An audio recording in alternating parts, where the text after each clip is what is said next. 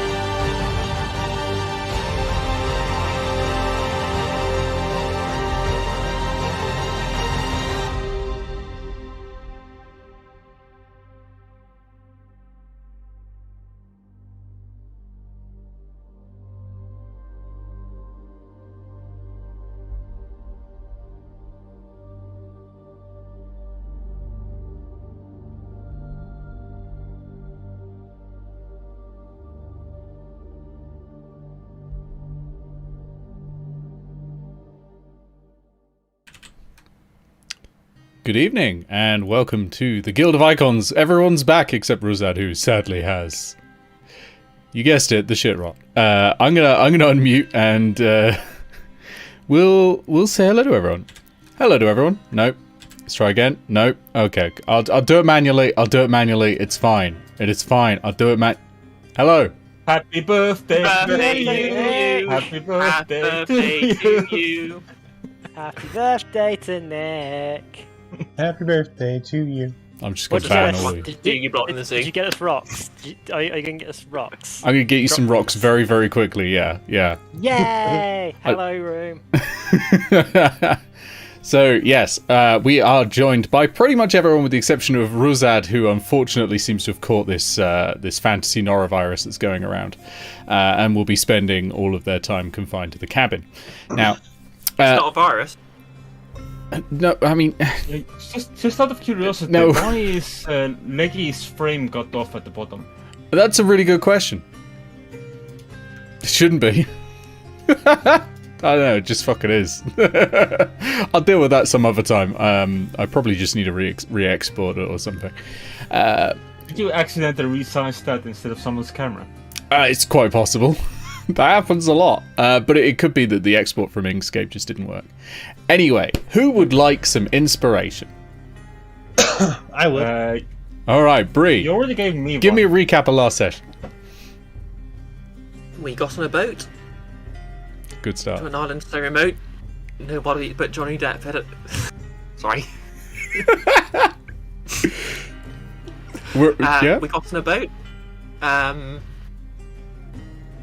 Saw a thing which won't come up again.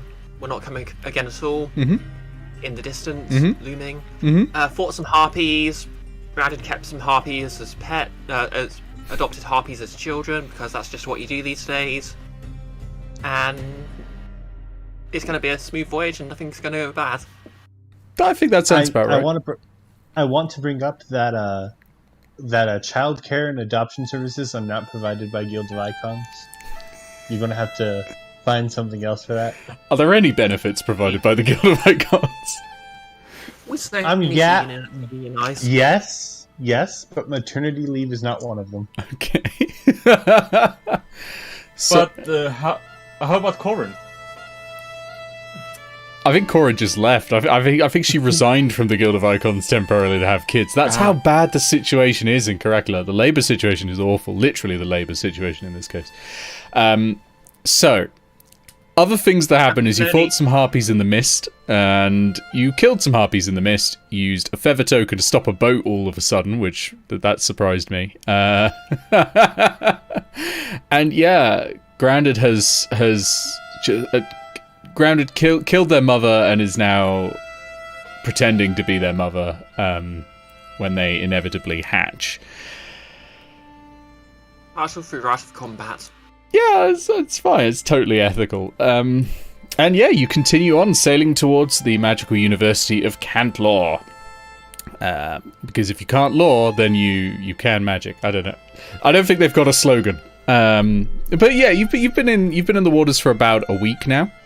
And it's been pretty calm sailing. There has been something sort of in the distance, occasionally dogging the boat. Not like that, not that form of dogging, as in sort of following you at all times. But it's probably fine. But anyway, it's 2 weeks later. Everyone's feeling reasonably okay. Supplies are in good nick, and all of the crew are sort of singing jaunty songs as you do when you're on a boat. And I'm on a boat. yes, like the song "I'm on a boat," To Nick. not singing "Happy Birthday" to Nick. But May the Wellerman come to bring the sugar unto you. exactly, and I look forward to the copyright strike I'm sure we'll get. I think our singing's that good. No. Technically, that what I just did will fall under fair use because I sang it. We didn't play the clip of it. No, that requires a mechanical license, which you need to purchase from various copyright offices. Not in America, and YouTube is an American-based company. Therefore, falls under definitely their in America copyright for law. mechanical licenses. Yeah. I looked into this. Yeah, same. It's a nightmare. Anyway. Copyright's a nightmare. Anyway, back to Dungeons and Dragons, where copyright does not exist, thankfully. Apart from unless you are, publishing Dungeons and Dragons. But copyright doesn't exist in the world of Atos. But it's a lovely time. Everyone's just having a really good sail. For some reason, the captain keeps taking Hannah into a small cabin to discuss something or other. Just occasionally, once or twice a day, that sort of thing. But don't think too much of that. I mean, she's here to guide you, so presumably the captain needs directions. But yeah, it's been really nice, and sadly, all good things must come to an end. And in the distance, you're starting to see some pretty dark, pretty stormy clouds. The sort of massive purple columns of water vapor that they look like mountains. They look like mountains in the distance at first, but they are not. They are definitely clouds, and the wind starts to pick up. And in a way, that's good because you're gaining speed straight towards that storm. It's about a day away, and there's going to be stormy weather. Hannah, you're not concerned at all, really. You as far as you're aware, this is what's going to happen. The rest of you, how are you feeling about an impending storm? Are any of you prone to seasickness? Nope. That's good. And how many of you have been on boats before in stormy situations? Like, how prepared are you feeling? Leros has. Hannah has. Grounded, have you ever been on a boat? Yes, but not in a storm. Oh, that's true. Actually, you crossed into Almpatros from Glarus right before the start of the campaign. But yes, not in a storm. Quite smooth conditions. How about you, Eao? Probably not. So, you know there's a storm coming. Would you like to spend any time preparing yourselves for it? You have a day, roughly. So it appears. Obviously, these things speed up and slow down, so you can't be 100% sure. You may do whatever you'd like. Hey, obviously Grounded does know about storms, even if she hasn't been on one in a boat. Of course, yeah. So, can I just sort of inspect the ship? Because I've got my proficiency in watercraft and maybe set up a lightning rod or something? Absolutely, yes. So you definitely know about lightning rods because you would have set them up on the spires in Glarus to partly as a defense mechanism. Yeah, because up on those spires you are very high up, and if you've got any metal on you, you're a pretty good target. So that you got to set up some lightning rods. I think inspecting the ship, you'll find that it's pretty much okay. There is a big crack up in the front. For some reason. Someone may have cast Shatter without considering distances. But otherwise, most of the ship is looking alright. Pretty sturdy, even if it is somewhat covered in, barnacles and the like. So you think it's probably going to be okay, but you do think it's going to be a good idea to put up a lightning rod. I'm not going to really ask for any checks on that. I'm just really asking what you're going to use as a lightning rod. What's it fun? Okay. So basically, obviously the principle of a lightning rod is just a piece of metal that's going to conduct the lightning away safely. Mm. So I guess I just grab all the metal items I can find, daisy chain them together, wrap them in just like oil drags or something that's insulating, and then I guess hang it down from the crow's nest, or whatever or the mast, or whatever the tallest part of the ship is, and put the end in the water. I like that.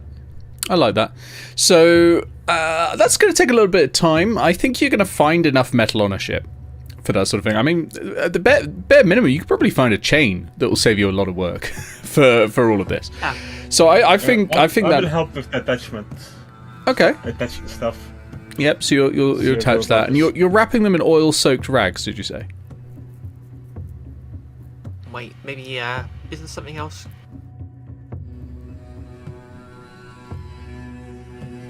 Yeah, that probably would burn actually, wouldn't it? And I should know that. I'm not saying anything. I am on merely. a ship there'll be pitch and stuff that you can soak it in, but generally things on a ship are designed not to burn. Yeah, Yeah, you're maybe probably all right as long as you're not covering it in alchemist fire. You should be okay. Basically, I'll find something I know that's insulated and that'll insulate the electricity and won't catch on fire. Yeah, okay. I think pitch would probably be your best bet. Which there will be some barrels of pitch because you got to repair the ship at times, and pitch is a really good sort of quick cover. So I think that'll be fine. You'll manage that. That's going to take you a few hours, even with the two of you working together. I think because there's a lot of bits to move about. There's a lot of bits to get in. I reckon that's going to take you about 4 hours or so, but that's still plenty of time. Yeah, and you're able to work away at that. So while Leros and Grounded are doing that, what are Hannah and Eao up to? Eao is taking after her predecessor and drinking some of that fine whiskey she got from him. A great choice. Why not upset your stomach before the storm? Sorry, not whiskey, brandy. Yes, the brandy. That was it. Yes. The Low Marshal Carol's Light Minster's Reserve brandy. It's whatever he can get hold of. Okay, yeah. Actually, he does spend on. He spends well on the brandy, and I think you still had a bottle left. I did. So yeah, that's a really good idea. If you're about to get tossed all about, you may as well have already essentially an imbalance in your inner ear, so that the life is just going to be so much worse for you. I approve. At least you'll have a reason to be hurling off the side of the boat. And what about Hannah? So Hannah is on deck of the ship near the rudder and double checking all the charts, because whilst Hannah does have memory of the ship, there is clearly the route. It's clear there's something upsetting her. Okay. That sounds good to me. So it's just all cross-referencing and all tense. Yeah, you're just sort of going over everything again and again and again and again and again. So give me... I'm going to go for a history check on this one, I think. Which is basically on how much is lodged in your memory and coming back up at the right time. Yay. Well, it's a flat 16. Well, that's good. Obviously, you knew the storm was here. You know that. Yeah. You know that you've got to go straight for it. That it is dangerous. That there's no trick. It is simply danger. And you just have to get through it. But on the other hand, you are a little concerned about the presence of a large shape that you've been seeing occasionally on the horizon. That is not normally here. So whatever that is something new, and something new presumably worries you. Fun. I'm assuming it's also worrying the captain and parts of the crew as well. Oh, yeah, they've been pretty shaken since they first saw it. It's not a good omen to see one of those things. Well, they're not 100% sure what they saw, but they have assumptions based on size, because it was quite far away. Are they discussing what it is, or is it bad luck to even bring its name aboard the ship? It's bad luck to even mention it. Joyous. It's a koi fish, isn't it? Yes. No. It's the rare, dangerous Macbeth shark. They refer to it as the Dragon of the Deep, as a euphemistic name for what it is. But it's not a sea serpent. Don't say it. Don't say anything. Just ignore it and hope it goes away. So is it a leviathan of some sort? So is it joyous, you say? It is. I'm not going to say. I'm not going to say anything. You can try and persuade the captain and the crew to tell you what it is. What they think. My head though. Like that. No, it's the Scottish shark. You can definitely. The pirate in your head. That's a really good point, actually. The pirate in your head. Yeah. The pirate in your head that's giving you the ghost pirate in your head, LeChuck, who's giving you who's giving you water vehicle proficiency, I think would know. So if you're asking that, you'll get a response that is, "Arr! You know it's bad luck to say the name, but I'm not even sure I'm really talking. What do you know about dragon turtles, miss?"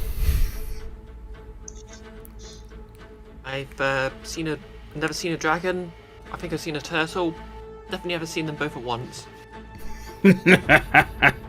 What do you know of shipwrecks?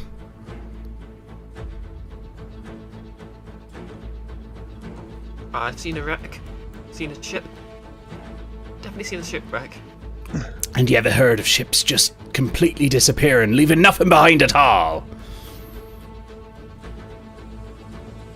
I like when my family were sort of discussing their favourite novels and plays.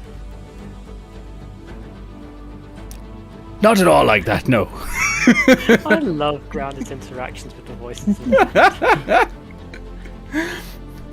Well, I hope you're ready to meet your maker. I'm not. But Which one? again, I don't really know. We've only just met. I really hope the voices in her head are allowed to interact with each other. I don't think there's anything stopping that. And they're not voices in her head. They are ghosts circling around her head that only she can see. Yeah, I'm just saying, I'm pretty sure this pirate would be a great influence on Hetty. Ooh.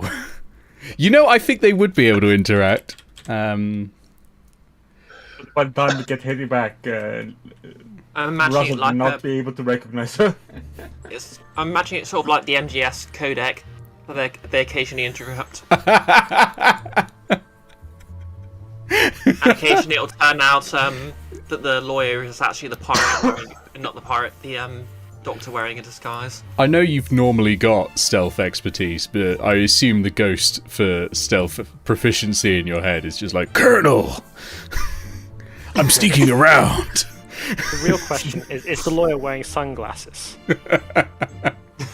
No, the lawyer is possibly... My sunglasses. The lawyer is possibly committing some form of fraud, either medical malpractice or lawyer malpractice, by moonlighting as a doctor, and has the same solution to all problems. And apparently also a pirate. Oh no, the pirate's a different person. Your Honor, I make my eyes case. will know. Leeches! Leeches! If you had the president of the United States in your brain, it would go, bitches!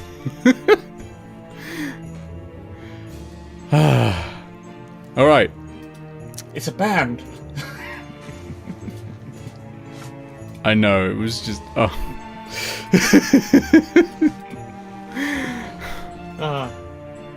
Okay. No, I'm proud. I'm proud. Everyone went silent after that. You know it's a good one when everyone just goes... What is the opposite of inspiration, and can we give it to Andrus? Yes, I impose disadvantage on your next check. Now you're so I can't just my inspiration inspiration to offset that. Okay, so in your head, you now know this word, the dragon turtle. You don't know what a dragon turtle is, and I'm not sure you would reasonably have ever heard of one, having not been on a boat, really. And I don't... you get the feeling that the pirate doesn't really want to go into it too much, because he's not 100% sure if dragon turtles can eat souls. He's a little bit worried about what might happen if you... Like, if it eats you alive and you don't die, is the pirate going to be stuck inside of the dragon turtle? Because he's had that happen to a few friends, and he's not ready for that. Old Only Jonah for a got limited time, stuck. surely. Yeah. Well, it depends.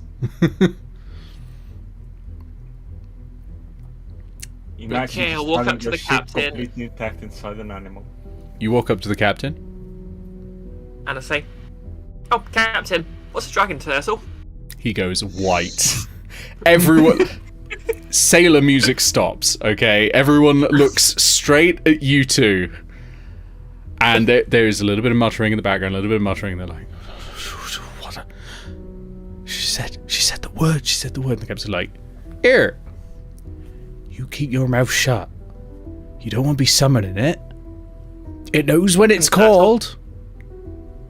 How does a dragon turtle know when it's called? No! Like, He puts a hand straight on your mouth like... Shh. Shh. Okay? I'm gonna let go. You promise not to say it, alright? He lets go. sorry, I won't say dragon turtle again. No!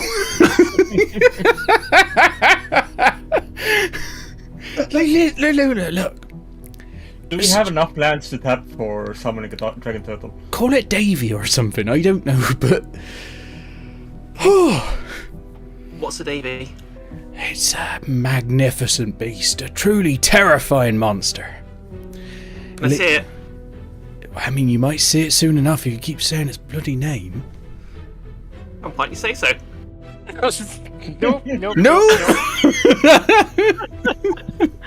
some of the crew have drawn weapons, and they are looking a little menacing.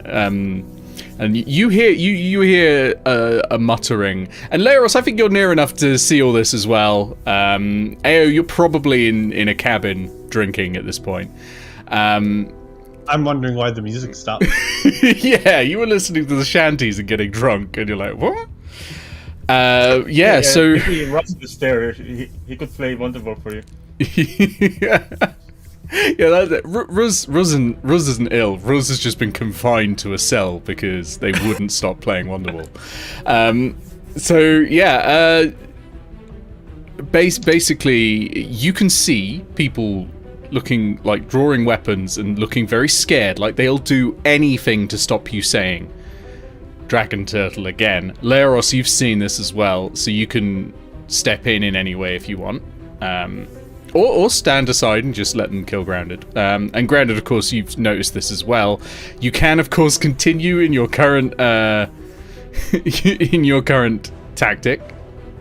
Okay, right, sorry. The tag and Dirtle, what is it? He looks a little... He's like... I'll be honest with you, I don't know if that one's going to stand, legally speaking, in the court of the sea. But we'll go with it. We'll go with it for now. All right, it's monstrously large. Imagine, right? And he looks a bit worried. Imagine a turtle. What is the size of a dragon? And he's like, everyone else is mumbling because he sort of said the two words next to each other. It's like, woo. I'll be like, it should be okay. It should be okay. It was not in the same context. Would I actually know how big a dragon is? Yes. Dragons are well known enough that you'd know that they're pretty... You know they're big, you know they're scary, you know not to mess with them. You haven't seen one, but you've heard them described by enough people who have been either terrified enough to run away and hide, or have lost family to them. I have a question. Sure. What are your rules for being drunk? Well, being drunk is the poisoned condition if you're drunk enough, but I'm thinking the amount you're drinking probably isn't enough.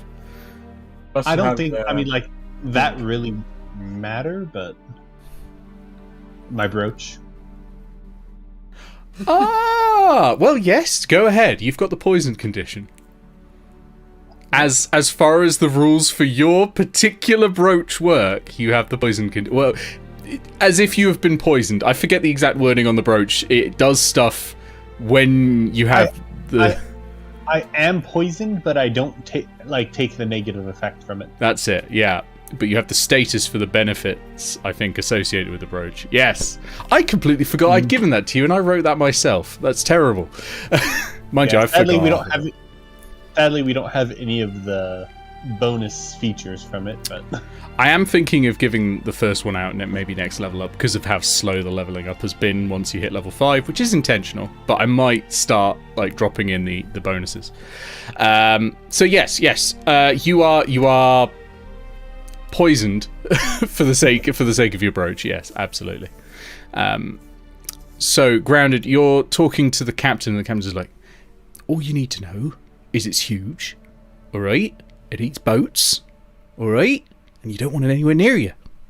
And stop saying its name. Understood? Right.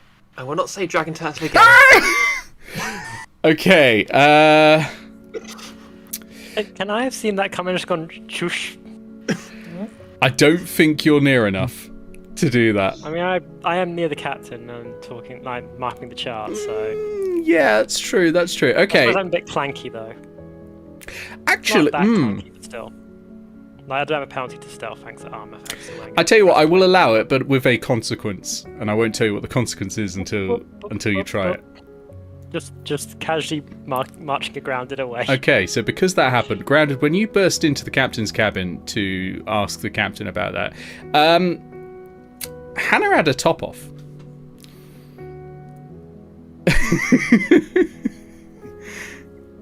And very hastily put it back on. Okay. That was what the consequence was. Good. Okay, onwards. And Nick insists he doesn't watch anime.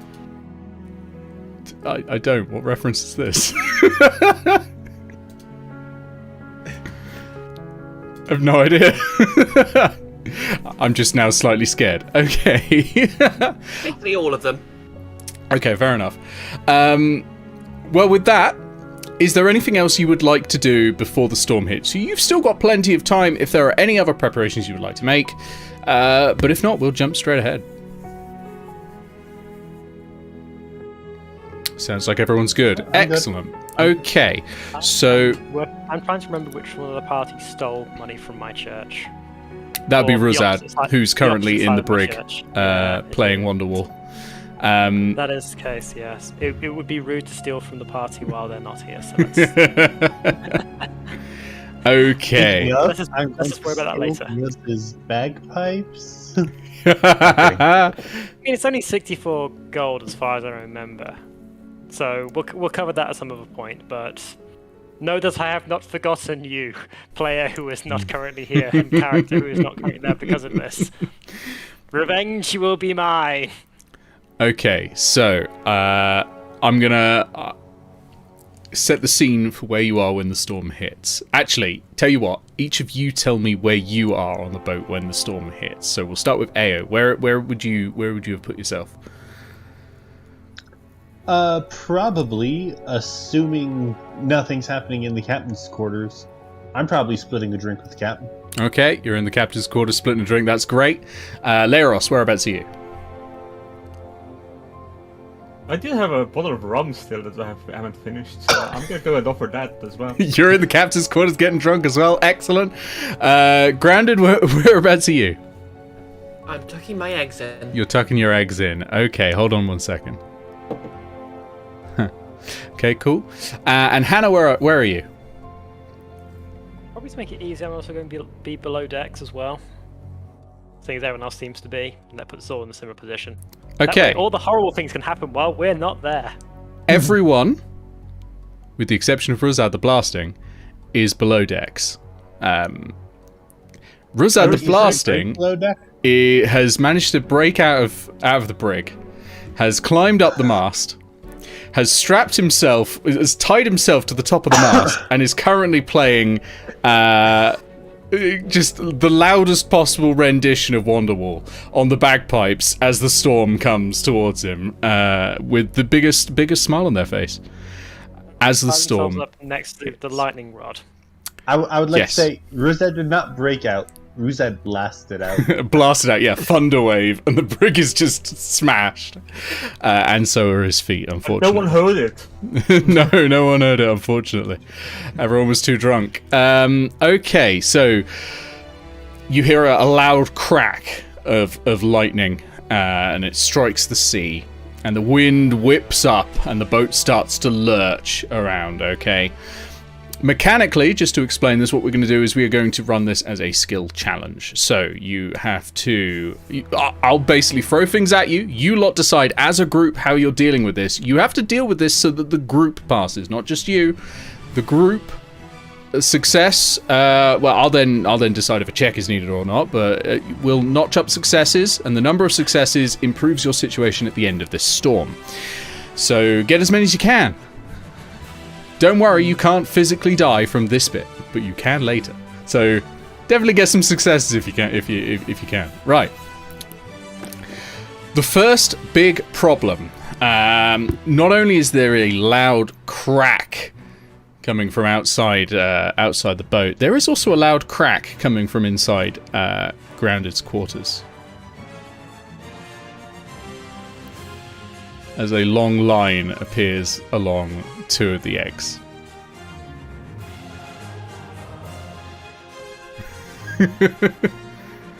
Grounded, how are you feeling about this moment? Did they break, or are they hatching? They're hatching. Oh.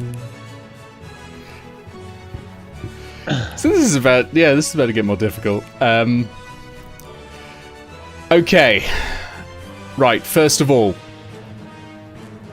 you hear a shout from above decks, and someone has shouted, "Is that ice?"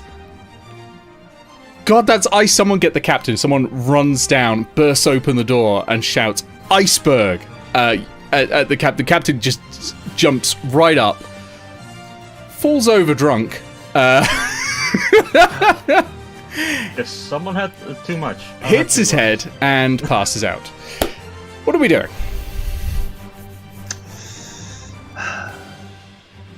I suppose I take control now. I am the captain now. I mean, you have the fancy hat. You do have the fancy hat, that's true. I have the fancy hat, and unlike the captain, I can hold my alcohol. As the one with the largest hat, that does make you captain now, yeah. I suppose I'll be making my way over to the wheel. Okay, you run up and over to the wheel. All right. Well, what you can see, because the wheel is unusually at the front of the boat, as we established last time, because I couldn't work out how boats work. You get up there, and you can see out the front a mountain of ice in the water. And you now that you're out here, you're getting a much better view of what this storm is like. The wind is howling, the rain is coming in sideways, and it's mixed with sleet. And it's extremely cold all of a sudden. And that's a little surprising to you, because just about half an hour ago, it was approximately 25 to 30 degrees centigrade, which is about 60 degrees Fahrenheit or something like that. I don't know. It's warm Mediterranean sort of weather, but not anymore. It is cold. The temperature is dropping like a stone. It is now about freezing. I followed Eao up to the front of the ship. Okay. I'm going to need to be there. I need to ask, how deep is the water in this location? Miles. In most places it's miles, in other places it's really, really sharp reef, and then miles. Yes, there are some rocks. For those who weren't here last week for the initial explanation, Cantlore it's a cyber wizards university, and therefore they have messed with absolutely everything. All of the weather patterns are exceedingly complicated, to the point that there is no written map really per se for how to get through the channels. All the porters who accompany mages who have to leave Cantlore are all tattooed with the instructions on how to get there, like with the entire year's weather pattern across their body. So it's really hard to get hold of them as well, because the second any of them are kidnapped and the Cantlore wizards realise it, they just incinerate them from a distance. So getting to Cantlore's a difficult feat. It sure is. So yeah, another thing you're seeing up here. So it's cold. It's extremely cold. The sky is basically gone black from how thick the clouds are overhead now.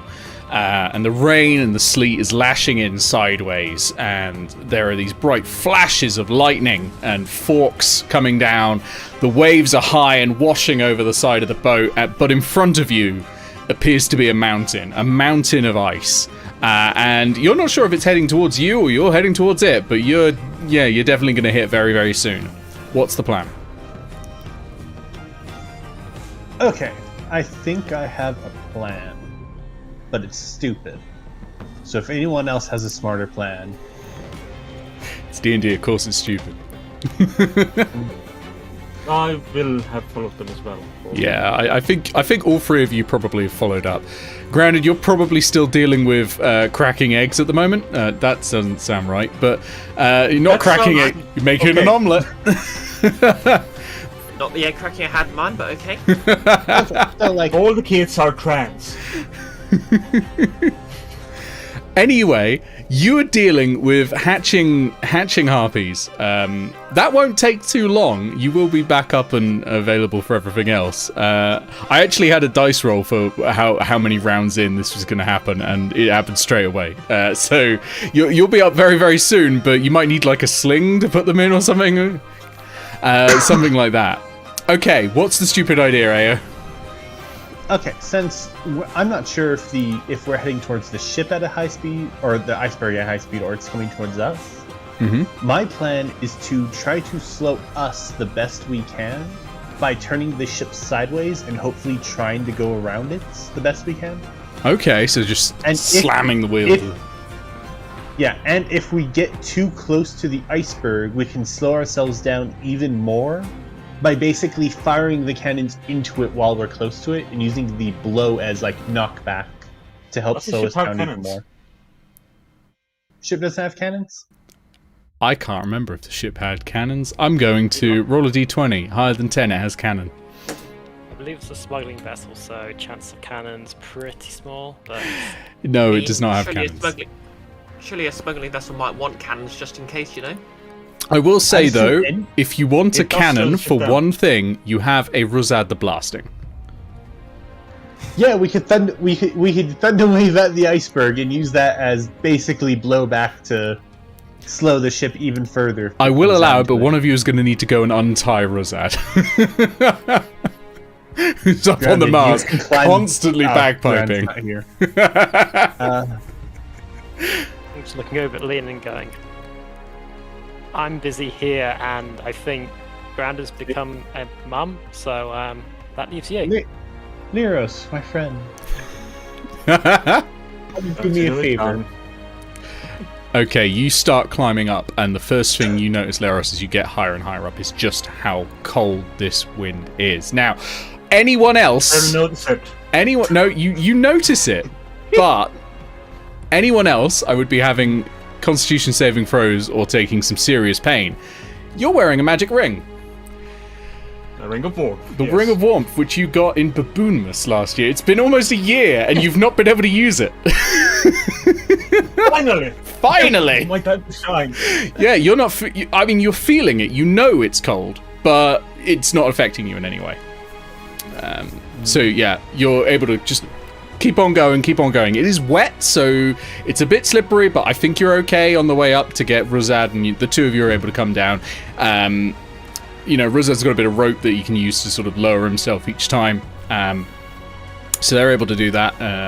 You're both able to do that and get back down. So it's going to take about a minute. Meanwhile, this thing is looming, and of course, Eao, you've rammed the wheel sideways to try and sort of drift the boat away from it. The mast is still picking up the wind, though. I'm going to yell at some of the sailors to start raising the sails. Okay, you sure? They'll start pulling those up. That's going to take a little bit of time, but they'll be able to do that. Probably not raise them. I'm going to have them like turn the sails, so when it catches wind, it's pushing us in our new forward direction the best it can. That sounds great. Is that called tacking or something like that? Yeah, tacking it. Yeah, that's really, really good. Okay, so you yell at them to do that, and I think that's going to work. Or My hat asserts dominance. you start sort of sliding around, and this thing is still coming straight at you, though. I'm going to say Rosad is going to cast Thunderwave as in an attempt to slow the boat down, and all that's going to happen. And I think If that is not enough, I will shatter whatever ice we need to remove to give us more space. there it is. That's enough. One success. Very good. It was close because that thing was big, but that all combined, that's enough.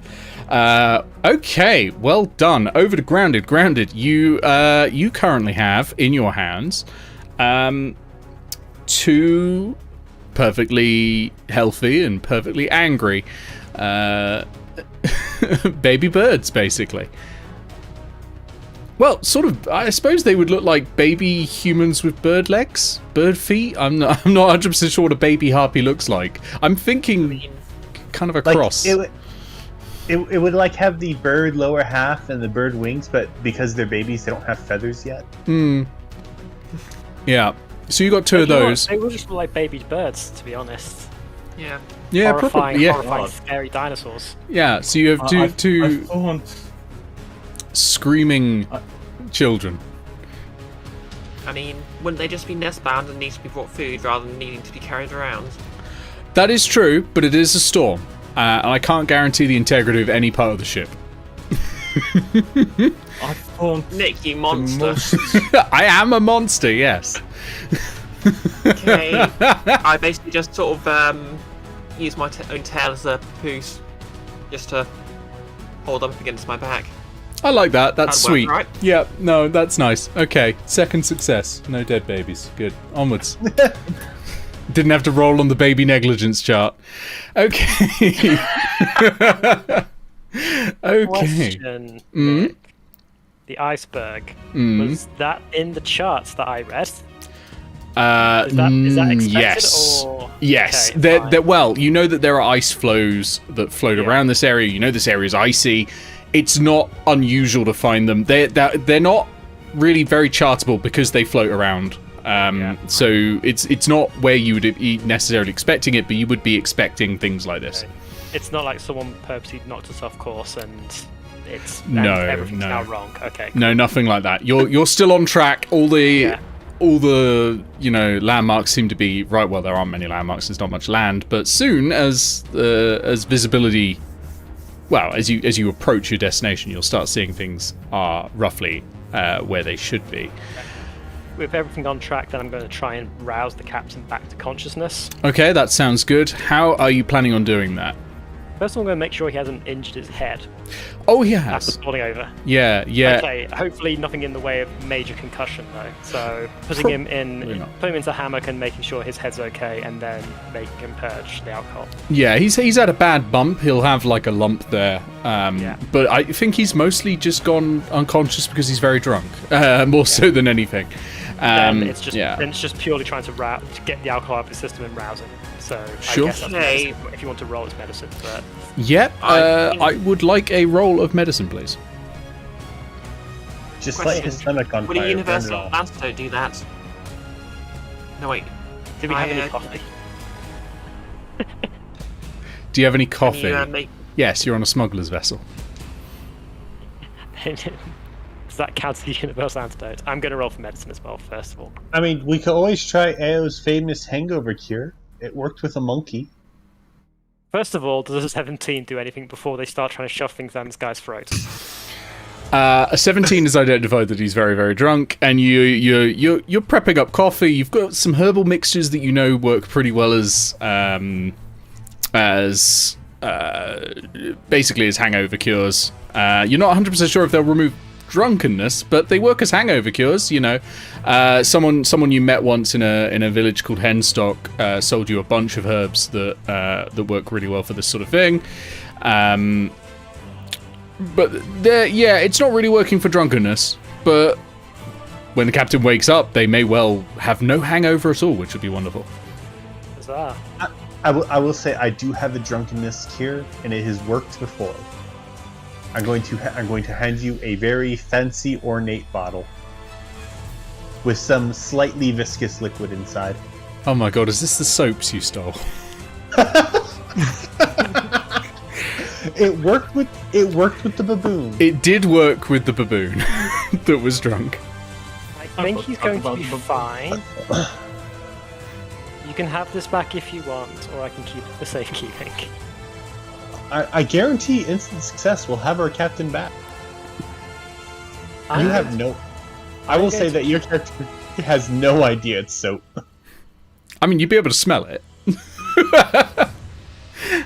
Grandad pulls out another vial, but it's basically just a very grubby-looking bottle from her alchemy set, and it has, in very bad handwriting, Anti-Toxin written on it. That could work. Whilst I trust the 4 or 5 of you to deal with the gigantic hole in reality above the city, I have been warned not to trust you on interpersonal matters.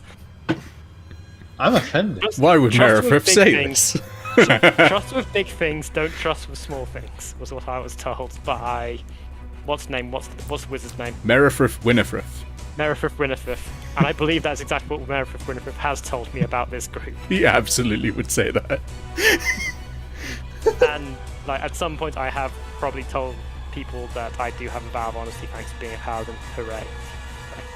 This is my honest opinion of you as a group. You're unreliable. You can hand me all these bottles and I will keep them and probably not give them back to you. I mean, that's Or fine. I use have 3 more bottles. Good to know. Bottle of soap. And Okay. bottle of Anti-Toxin.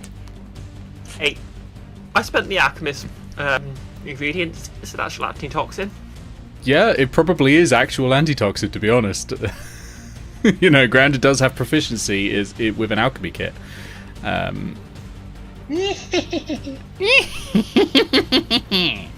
Yes. Where are my horns?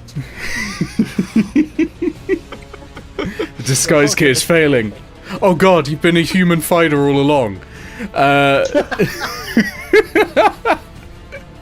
Right. Okay, so while this incredibly bizarre and frankly honest conversation is happening, the boat lurches suddenly to it would be to starboard. Right. Lurches suddenly to starboard. I'm going to need... left or right? that is to the right. I'm going to need a dexterity saving throw to not fall over. If you have proficiency in water vehicles, you may add that. Because that's your sea legs. 17. You're fine. Hannah's fine. Hannah's fine. Saving throw? Yes. 24. Ao's fine. Use my inspiration. You're going to use your inspiration. Okay. 16. 16. Glarus is fine. Grandin, how are you doing? I feel like doing the 8. Okay, so does a 27 pass?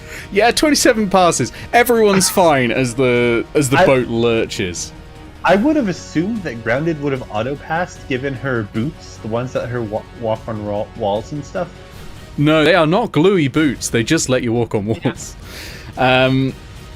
Yeah, so... You fell into the wall, you just treat that as the ground instead and then didn't fall in the corner. So none of you lurch. That is not a success, by the way. That is merely the start of this situation. I mean, all of you currently are below decks, so... Why did it lurch? Who's... Actually, Glarus, you're not. You're up still on deck, I believe. I left. Yeah. In that I don't case, know why I it use lurched. inspiration.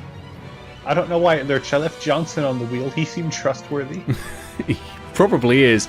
But Glarus, so what you see up there on deck, because everyone else is below deck at the moment, but you are not. You're up there. The sea has just disappeared. It has dropped downwards, and the boat has lurched down inwards. You have been taught about natural occurrences like this, so you know a whirlpool when you see one. And this thing is massive. It's about the size of a mountain. And it is draining and swirling downwards. I tell you what, actually, give me a perception check, please. That's a good idea. Second time. Oh, that actually works. 22. 22, yeah. So as you look out, there's a crack of lightning that illuminates this spiky shell in the water.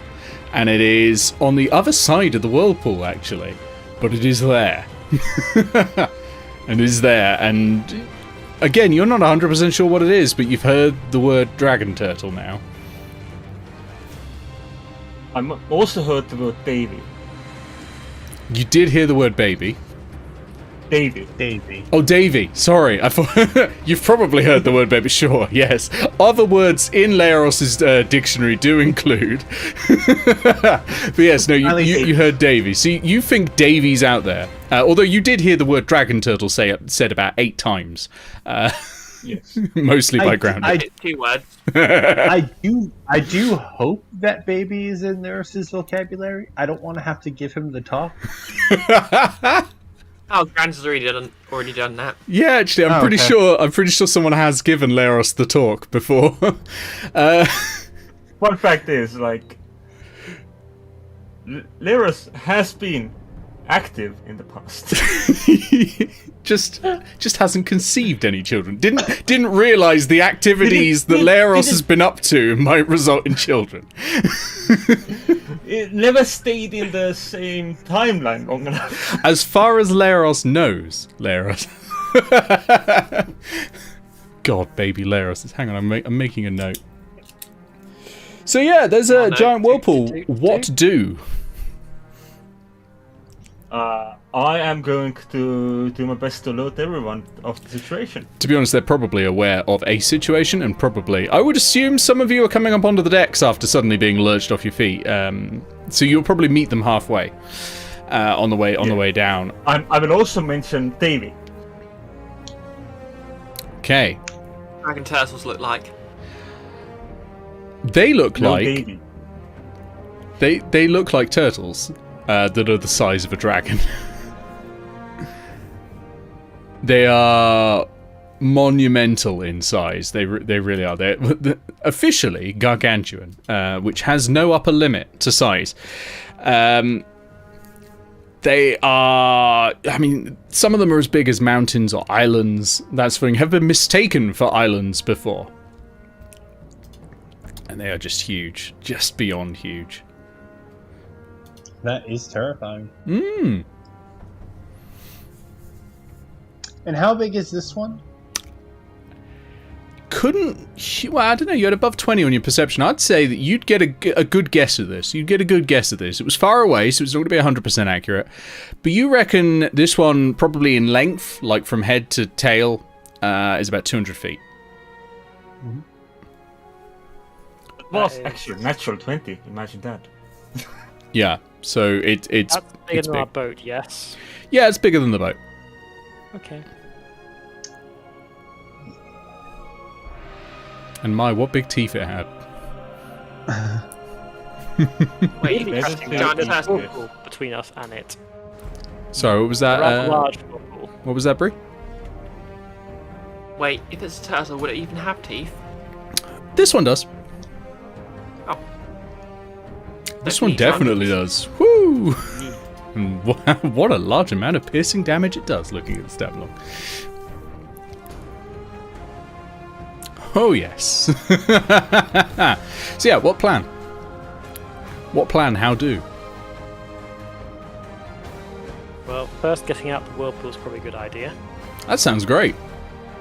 Although, I will also hasten to add that as soon as we get out of whirlpool, there will be a dragon turtle to deal with. Currently, the whirlpool is the only thing between us and it. That's also true. I mean, the dragon turtle's in the whirlpool with you at the moment. It's just on the opposite side of the whirlpool. Maybe it's the cause of the whirlpool. Are dragon turtles intelligent, do we know? Until now, none of you had ever heard of a dragon turtle, so I don't think you'd really know. Yeah. How's the crew taking this? Oh, they're scared shitless. They're not doing well at all. I mean, they're just kind of holding on to stuff for dear life and kind of following basic orders to try and keep the boat steady. But it might be quite difficult to get them to do anything unusual because they're kind of semi in shock right now. I'm going to order them to get their backs into it. Okay. Roll me a perception check. No, persuasion, not perception. Persuasion, yeah. At disadvantage, you don't have a hat. There's a hood. It's the hat. I mean, yeah, there's a... People have seen her a lot in the captain's cabin. That's true. Yeah, when the I'm captain's saying all I girlfriend know gives you about- orders. All I know about ship hierarchy is the one with the biggest hat is the one who's in charge. The ones that have hats. I think I have inspiration from last session, so I'm spending that at some point. So I spend that now. Because the 13's not going to cut it, I don't think. But that's even less, so 13's is best I get. 13. They will put their back into it. They're still shocked, though. You're not going to like rouse them from their terror, essentially. But they're continuing to go through the motions. They're not going any faster, though. Really. I think I know how to escape a whirlpool. How much do you know about rocket science? How and much does gravitational Ao mechanics? knows about rocket science and gravitational mechanics? Oh, I mean, Grant to be knows fair, everything. this is actually a fairly simple idea. What I have, basically, I'm going to have us ride with the current of the whirlpool for a bit, and then use the inertia we build up to slingshot out of it. So you're going in to go out. I mean, not really going in. It's whirlpool. It's like going around. I'm just being dramatic. It's Like- fine. That sounds great. Okay, so you say this plan. Grounded in your head, you hear, "She's gonna doom you all, and I love it." The pirate in my head says that's a bad idea. I didn't say that at all. Oh no, he didn't say that. He just said we're doomed. Confirmation. And I begin yelling at the crew to start setting us up so we start picking up speed in the whirlpool. Okay, I'm gonna need a persuasion check because they are still shocked.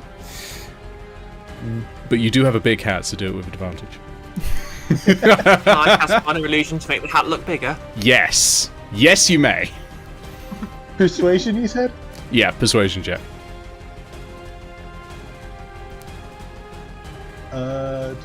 Persuasion. That is a unnatural 20. Yep, you're fine.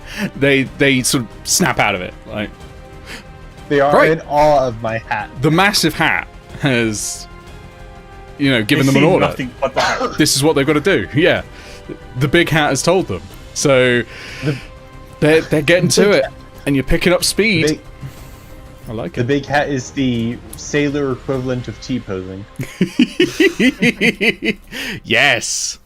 Okay, so you start picking up speed, and lightning cracks overhead and strikes the mast. It strikes the lightning rod. So you may Rosad, are count you that okay? as a success, because Rosada's that was downstairs. originally going to be a challenge you'd face. But Grounded has already put something in place to stop that one. Yay! Very nice. Once I feel we have picked up I sufficient am the world speed, expert at being grounded. once I feel we've picked up sufficient speed, I'm going to turn the ship so it begins turning outwards and hoping to break from the current of the whirlpool. Okay, so as you come round, you're speeding up. That sleet and wind is coming at all of you now really, really fast. I'm going to need a Constitution saving throw from everyone susceptible to cold conditions, please. Like, That is a That's 16. why I haven't got anything in.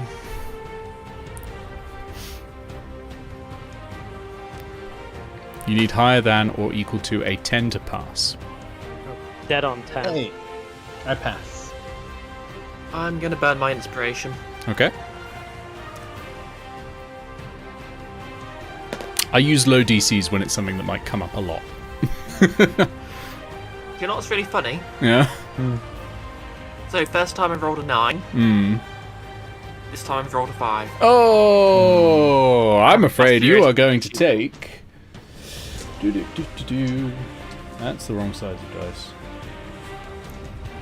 There we go. Okay, you take 7 points of cold damage. As you were just really, it's getting really, really fucking cold now. But you are otherwise, still, there's no condition attached to this. There's no exhaustion, no reduced speed or anything like that. But you're cold and you're feeling it. You weren't expecting to have to dress up in like furs for this. To be fair, There's a bedroll in my backpack if you want something to wrap around. that might be a good idea. Leros doesn't need it. Wait, the baby's okay. Babies are all right because I'm not a monster. Okay. Right. Okay.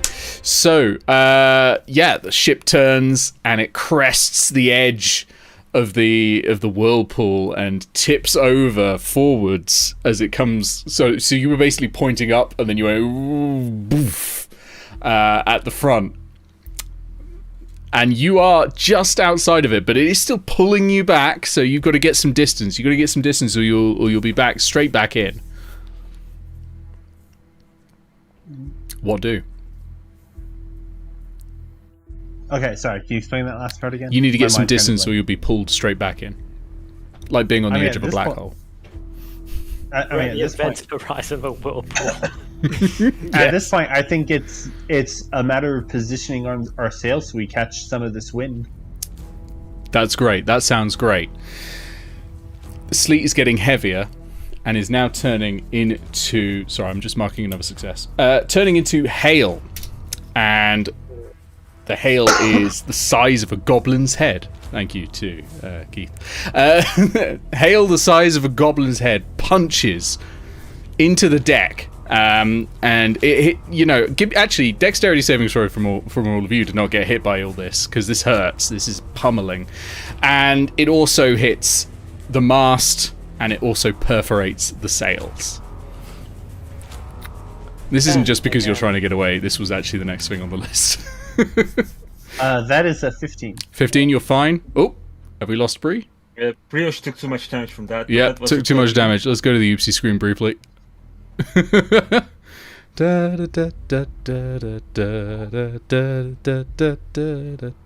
Alright, we're back. Okay. We have to drag people around in Discord so that... Oh no, they'll come back into the right places once video comes on. It's based on your name, so that's why we've got numbers in our names, because then it puts us in the same position all the time. I get it now. So that'll be fine in a sec. Yep. Bree's back, so everyone's back. Welcome back, Bree. Can you hear me okay? Yep, can hear you. Yep, okay. Yeah, so what did you roll for your dexterity saving throw? Alright, that is a 20 dirty. 20, you're fine. Hannah, what did you get? Sandhill. Okay, you're going to take some damage. Leros? 13. 13, you're going to take some damage, I'm afraid. And Eao, you had something really high, if I recall. 15. 15, oh, just enough. It was DC 15. So, those of you taking damage, you will take... Ooh, 13 points of bludgeoning damage. We healed from last session. Yes, you're all healed up from last session. You've had 2 weeks, that's plenty of time for a long rest. You long rested without, having to state you were doing it. But yeah, the sails are shredded. So that was 13 points of bludgeoning damage. Okay. So the sails have an 8-pack. They are ripped.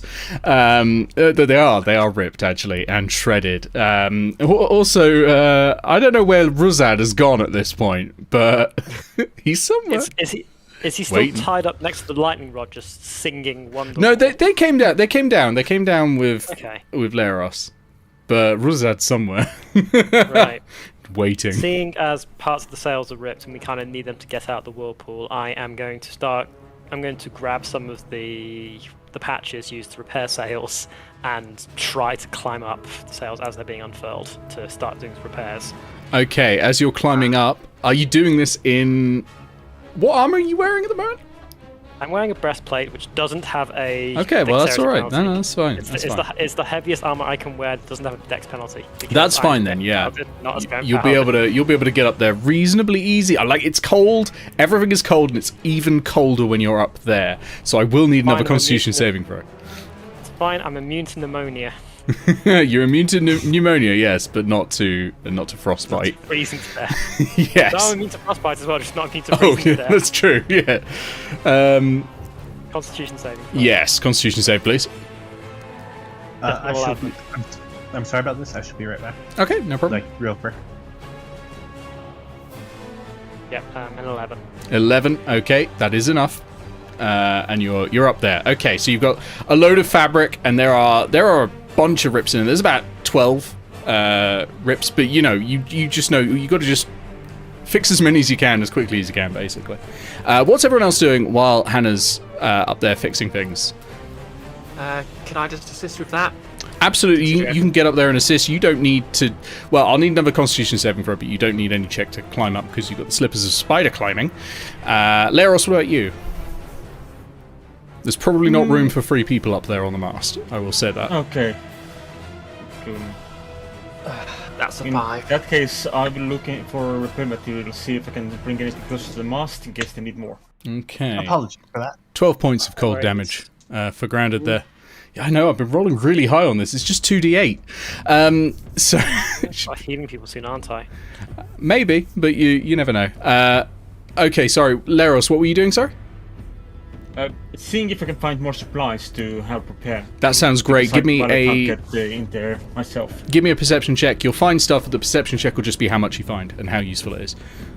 21. 21, yes! There's a whole sale here. Holy shit, they've just had this around and you've not noticed. But also you've got tons of bits of like loose fabric. You found needles that are big enough to puncture through the sailcloth, because sailcloth's quite thick and heavy. You've found, you've also found some extra rope and some tar just in case. So you're just carrying that up as well, because you never know what else might happen. And you found some nails and stuff like that. I believe we do have some sovereign glue somewhere. One of us does. That's true. This would be a hell of a use of sovereign glue. It's expensive, though. It is extremely expensive. It is expensive. Yeah. But yeah, you find a ton of stuff, and you're able to lift it up to presumably grounded's just like walking down back up with stuff and supplies while Hannah's working at repairing. I don't think I need a check for the repairs, because you don't need these repairs to last very long. So I think very temporarily during these repairs, I am keeping my eye out for Davy. Okay, you're keeping an eye out for Davy. Roll me a perception check and we'll see where Davy is. And I'm marking that down as another success, by the way. Well done. That's 5 successes so far. You've done very, very well. 13. That is an 11. An 11. No, you're not able to see it at the moment. It is surprisingly stealthy. How did you lose sight of a turtle the size of an island? There's a storm going on. I'm sorry, I can't look underwater. So it goes deep enough. I lose sight of it completely. While Grounded and Hannah are seeing to the mast, Glarus and Eao, both of you hear this loud crunch. You appear to have somewhere struck something like a rock, or maybe it's a large chunk of ice or something. It was not something anyone could see as it was coming in, but it seems to have hit the side of the boat. Not enough to shake any of you around, but you hear it. You hear it crash into it. And you can also hear the tinkle of water.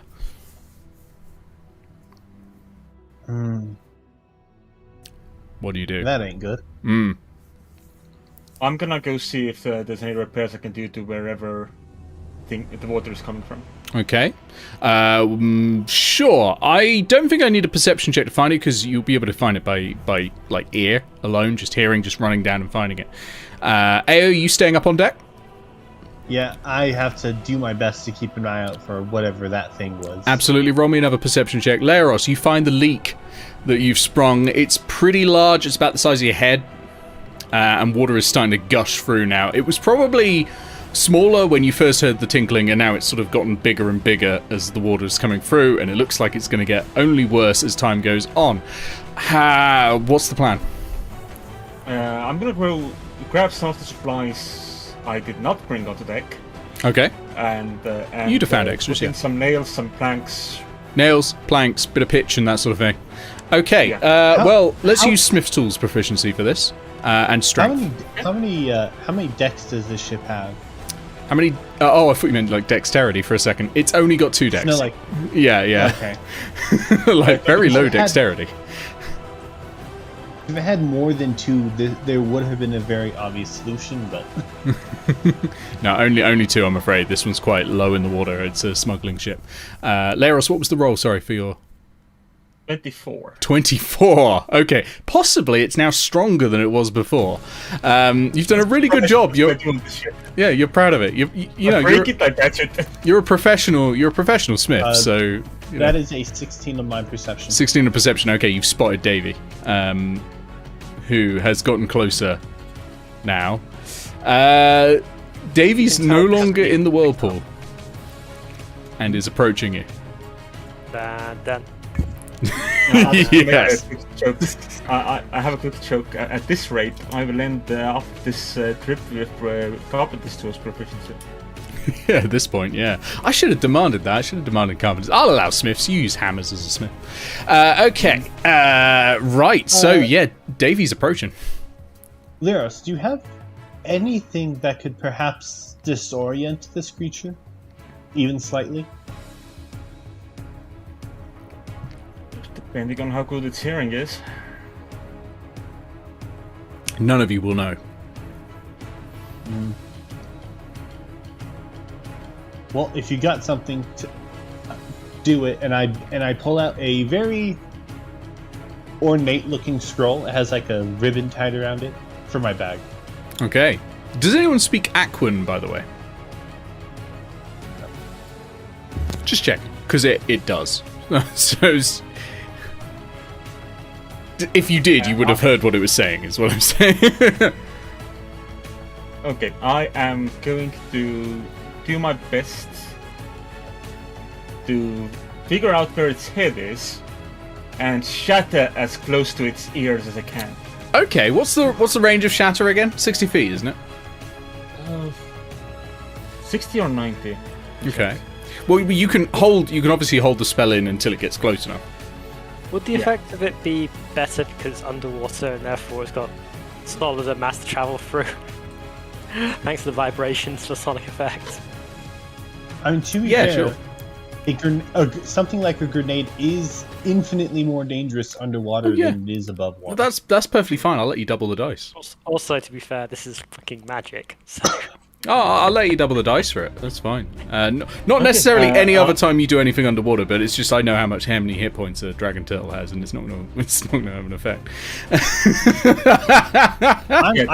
why I'm going for the loud ringing noise aspect. Yeah, no, I think that's a really good idea, and I think that's great. But it's the range is 60 feet. I will be on the edge of the ship. So you'll be on the edge of on the edge of the ship, waiting for it to go in, and it's only going to happen when the dragon turtle is 60 feet away.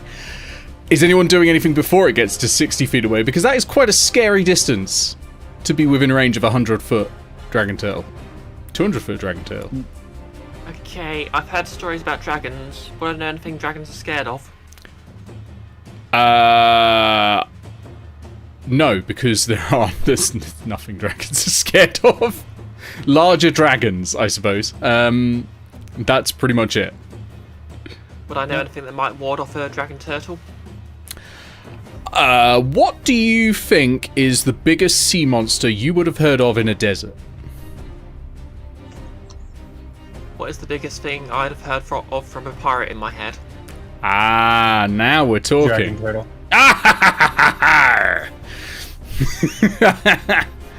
Well, there's only one word that I think would scare old Davy, and that's the Kraken. I think it's pronounced Kraken. It's not when I'm doing it. Sorry, that was a Pirates of the Caribbean joke. Okay.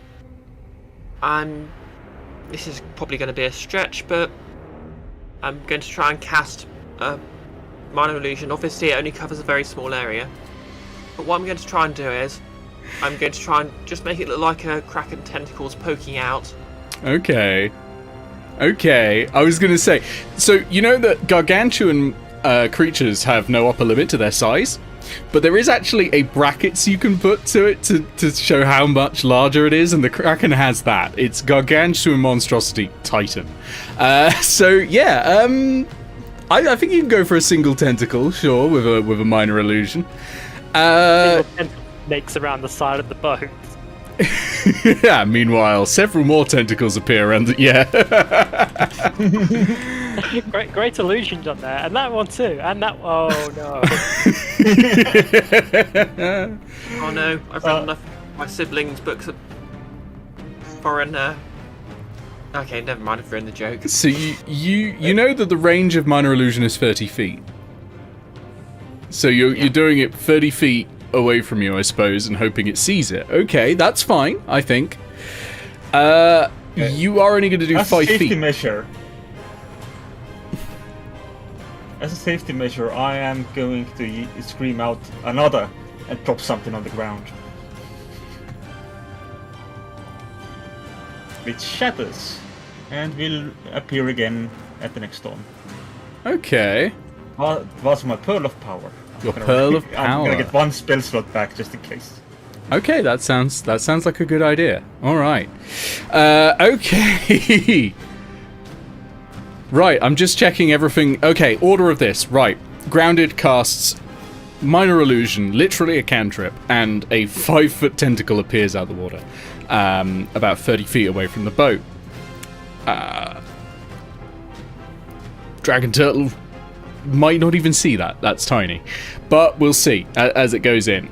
I think before it sees it, we're going to get within 60 feet. So Glarus, you cast Shatter at the point of the water. You may roll some damage dice. It won't matter, but you can roll them because that's always fun. And double the number of dice. And that shattering wave ripples through the water and strikes at the side of the dragon turtle. And the dragon turtle goes... Woof, and makes this noise, you know, like whales do, but actually sounding like a whale, not like I'm doing it. And veers a little to the side and swims straight towards this tentacle, sees it and backs away suddenly, because it's just heard an extremely loud noise and now seen this tentacle. In doing so, it veers to the side, and I think it's going to slam straight into the boat. 36 points of thunder. 36 points of thunder damage. I'm not even writing it down. I'm sorry. It's not that. It's just that it has 10 times that in health. So many. No, we just need to do it another 10 times. Just do that 10 more times before it kills you. But it is not slamming into the boat on purpose. It's veering to the side, but its shell is clipping the side of the boat, right? And the horns in its shell, because it's sort of studded, a little bit like Bowser's shell. It is like a giant Bowser, basically. That goes against the boat, scrapes it along the side, gutting it. We just need to give it a crown. That should fix it. Yeah, just give it a crown. Yeah. Dragon turtlet. And yeah, you'll be fine then. And the internet will be irreparably horny. So... The ship is creaking and groaning now as several load-bearing parts of the ship, like bows of the ship, have been snapped. All of you are currently on deck, grounded. You are probably now aware that there are still 2 eggs in the ship. They might still be there, but that probably has just come to the forefront. I am marking down 1 failure, I'm afraid, because while that was a great mix, this is a CR-17 creature. It's alright though, it's 1 failure and 5 successes. For a skill challenge, that's actually really good going. So I'm extremely impressed. You've done extremely well. I was really hoping to get rid of one of those eardrums, just to absolutely throw it off. Corin is giving you hear on the waves a voice in your head, and it is Corin giving you a little bit of inspiration. Just, you know, you just remember your dear friend say, I wasn't breastfed as a child, and you know, you're filled with inspiration. Mark down that you all have inspiration. And okay, grounded. You have 2 babies to run and check on. Eao, Glarus, Hannah, the boat is collapsing. What are you going to do?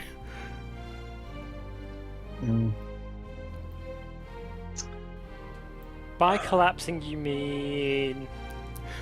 The right-hand side of the boat is starting to get a lot lower down than the left-hand side of the boat. But the water isn't any higher on the right-hand side. It is that the boat is just going... and shrinking down and, yeah, literally collapsing. In that type of irreparable abandoned ship way. It is looking that way at this point. But who knows? Right. You lot have magic. You might be able to sort this out. I don't know. I am going to go help Grounded rescue her children, question mark. Okay. I'm going to go see if there's anything I can do to stop the movement. You're going to cast Mending at 9th level.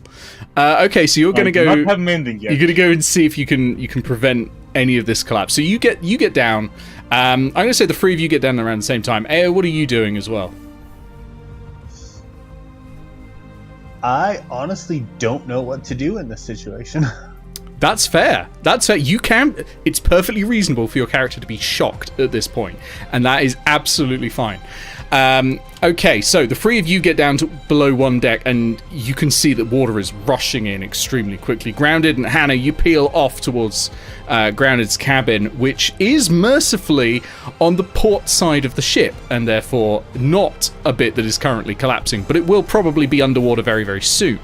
Leros, you peel to the starboard side, which is collapsing down. You can see that there are three... You know how boats are made up of these massive... sort of almost like whalebone shaped bits. They actually make those by bending trees and just using a whole tree like that. So you know that's snapped in three separate ones of these has snapped on the right hand side. It's going to be a very difficult fix, but you can definitely attempt to do it.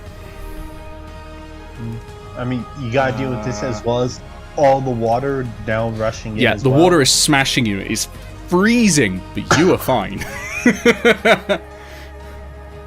Okay, I am going to do something very stupid. I'm going to slap down my oak feather token to put a tree in the deck. These feather tokens have been really unusually valuable at the moment, haven't they? Okay, that's really fucking good. I love it. Yeah. So, what are the exact rules of the tree token? Because I can't remember exactly how it works. I don't know if this counts as crowned enough. You must be outdoors to use this token. I'll allow it. There's enough outdoors being brought in, I think, at the moment. You can use an action to touch it to an unoccupied space on the ground. I'll allow it. The token disappears, and in its place, a non-magical oak tree springs into existence. It's 60 feet tall, has a 5-foot diameter trunk, and its branches at the top spread out in a 20-foot radius. Okay, boom, there is a tree there. The rest of the boat is kind of pulled apart because...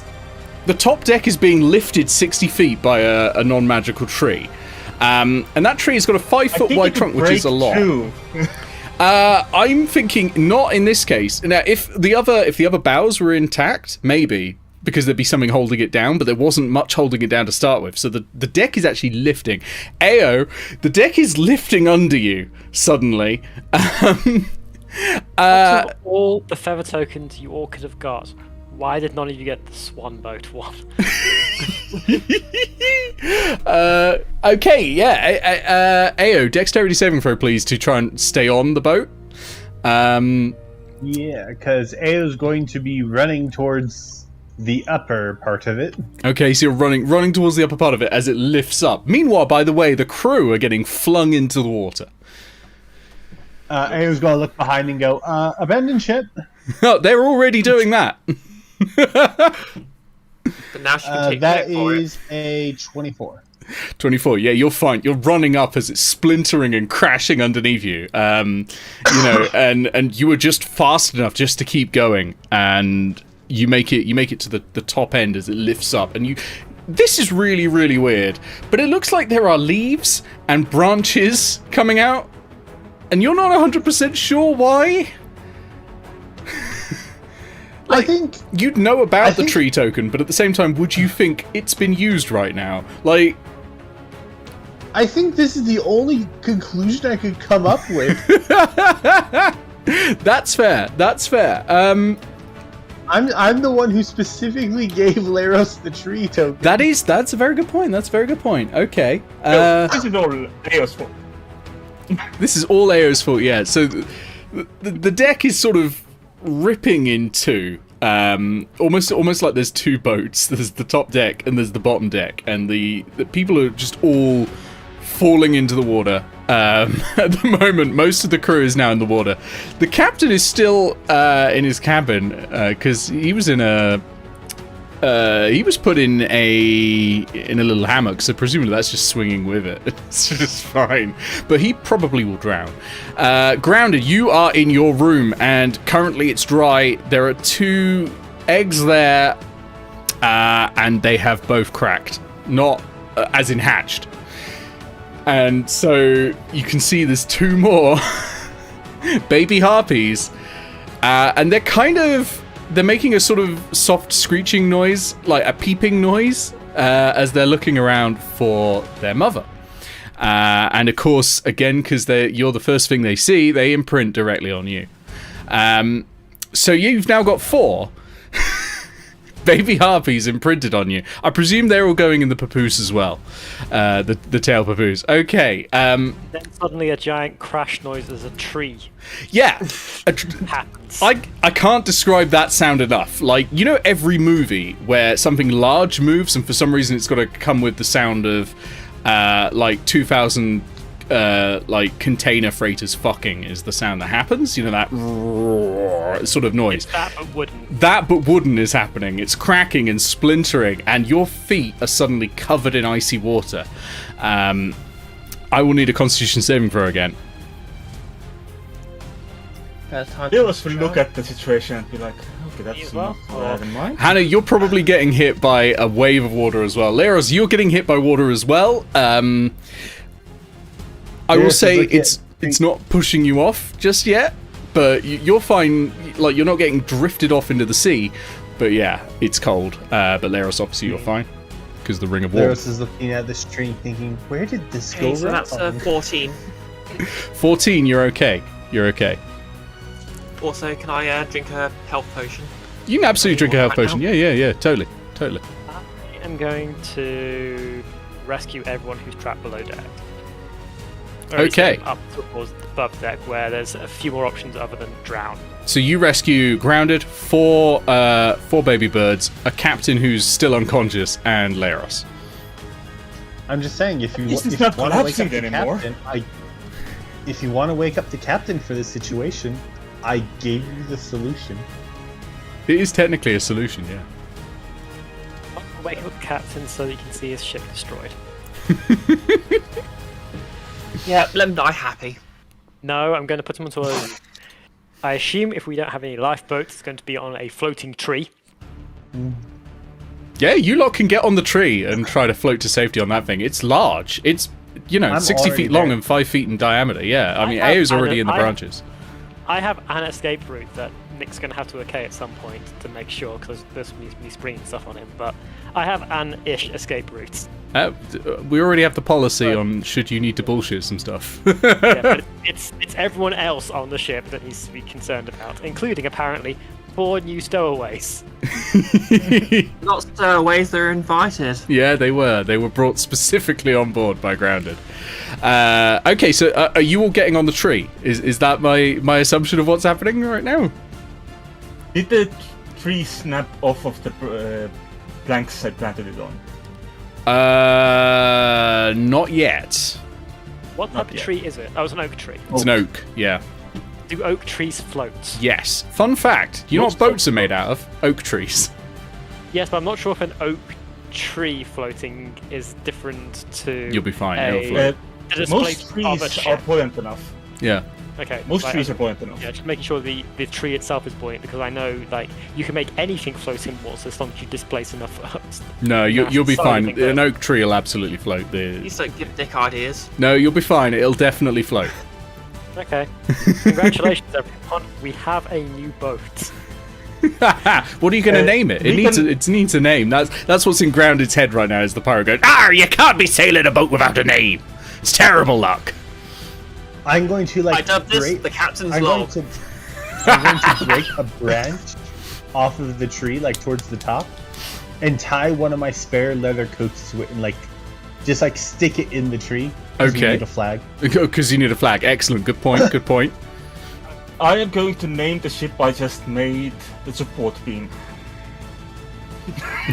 Because that was what I had in mind. Leros is calling it the support beam, and Grounded at the least is calling it the captain's log. We'll see what everyone else goes with naming it.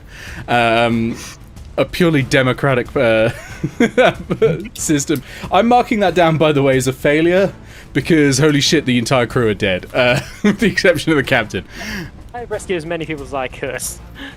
Two of the crew are lying on one of the doors of the ship in the icy water. One of them's called Jack, one of them is called Rose. Rose is hogging this whole fucking door. It's ridiculous. Like, there's space for both of them on there. You see that as you're going past, but no, Jack just slips into the ocean. Fucking murdered him. Fucking murdered him. No, he's not. No, he's not. I have a grappling hook. You're gonna save this random person. Fine, yeah, absolutely. Make an attack roll. It won't do damage, but make an attack roll for trying to hit. Equivalent of, I guess, for a grappling hook, it'd be equivalent like a whip. Close enough. What type of Is range are we a at? whip a Near, finesse? far? Yes, it is. Whips are finesse. Wherever you are. I'd say you're. Oh, god damn it. Thank you. Yes. You're near enough, I think. Yeah. To do that. That's 15. Okay, so yeah, that's enough. So you wrap it around Jack. Meanwhile, Rose is there trying to blow a small whistle, feebly, but I presume you're just ignoring her because she just outright murdered a guy or attempted murder. Now I'll save whoever I can. I will bring as many planks and nails onto the tree as I can. Okay, I'm going to roll a d8 for how many crew you're able to save in time before they slip under the water. Bearing in mind you're right near a whirlpool in a storm full of ice. To be fair, we did put distance between us and that whirlpool. Oh yeah, absolutely. There's also a dragon turtle in the water and possibly a kraken. People have been a little worried about that. You're able to save 3 people, including Jack. So you're able to save Jack, an Aaracokra called Sparrow, and a tabaxi called Long John. Did we get a very important question? Did we get the announcer? Oh god, the announcer! No, announcer's gone. Oh no! I forgot about the announcer. Not the old deaf guy. As we are floating away, I'm going to give one last effort to save someone and try to hook the door Rose is on.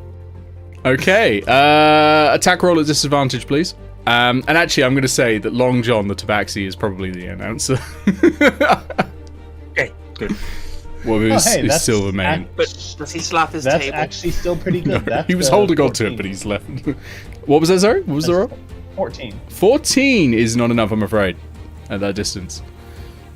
It's fine. She has her own. She literally has her own boat. She's got a door. It's a door. She's a rich white woman. She'll be fine. Okay, so what then happens is the dragon turtle rears up and its maw is wide and it just swallows that whole door. Oh, holy shit. She is dead. She is not coming back. Fuck. I mean, Rose is gone. Rose is gone. She's not gonna be in Guild Icons too. Who even knows what would happen to that wonderful sapphire necklace that was around her neck that was probably magical? Ah, well. So... I can't believe the dragon turtle is a misogynist. Dragon Turtle is just Team Jack. Okay, so you're on... Titanic problem now. You do have a Titanic problem. You're on a tree. There's still a dragon turtle in the water. What's the plan? How are you going to move, first of all, beyond getting sucked back into a whirlpool? I'm going to battle. Okay, that sounds great, yeah. You can paddle. Seems like a really bad idea. It does. I'm resist. I mean, I'm not getting cold from this. That's true. I'm looking at what I have, and I don't have a lot. That's true.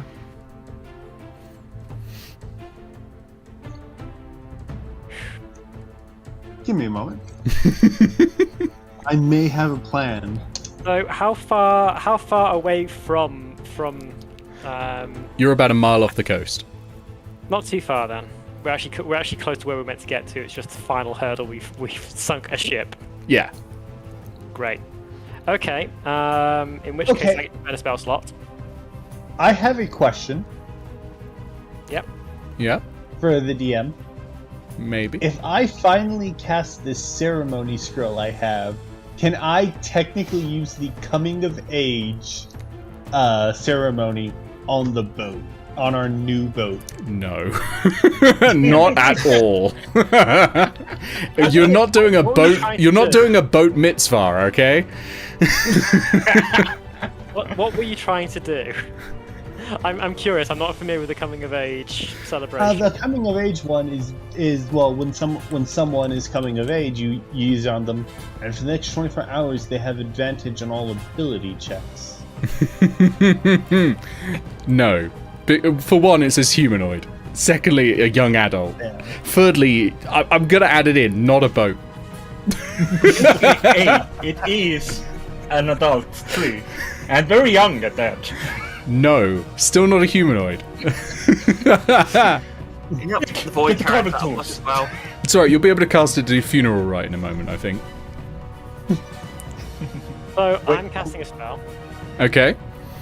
I'm summoning my steed, Okay. which, because the Church of the Quarrying Lovers lawful branch is on a coastal city, is a shark. Okay. Yeah. Shark's in the water now. Rope on the shark and having the shark making this a shark chariot tree. Okay, first of all, it's my shark. His name is Stefan. Second of all, not going to be large enough to tow a tree. It's not like Jaws brilliant. sized super great white shark. It is a horse-sized shark because it's a steed. It's like a warhorse equivalent of a shark. It's buoyant. It's fine. It'll take a while, but It will carry me, potentially one other person, and their 4 children. One of you has already volunteered to doggy paddle the next mile, or kitty paddle the next mile. I'm not sure what Rosard is doing. I assume there they are. There they are. Get back on the tree. They're stood at the front of the Look, tree, I was sword pushing the raised. tree. I was pushing the tree. That was my paddling idea. They'll be fine. I have no idea what you're going to do here. I'm sorry. Rosad is now doing a bagpipe rendition of Steven. Thunderstruck. It's atrocious because it's on the bagpipes. I wave to my shark. We were just abandoned. No, Yep. I've not abandoned you yet. Hannah's just doing laps around the tree at the moment. I've just got like Stefan's just circling the boats at the moment. Yep. Assumingly, if there's anyone who we can still rescue at this point, I'm dragging them out of the water and lay on hands them so they're at least unconscious. No, they all appear to be dead now. Dragon Turtle's turning around because there's now a large shark in the water. Like away from me, or towards try and eat it. Oh, towards the shark. Big Getting mouthful. on the shark.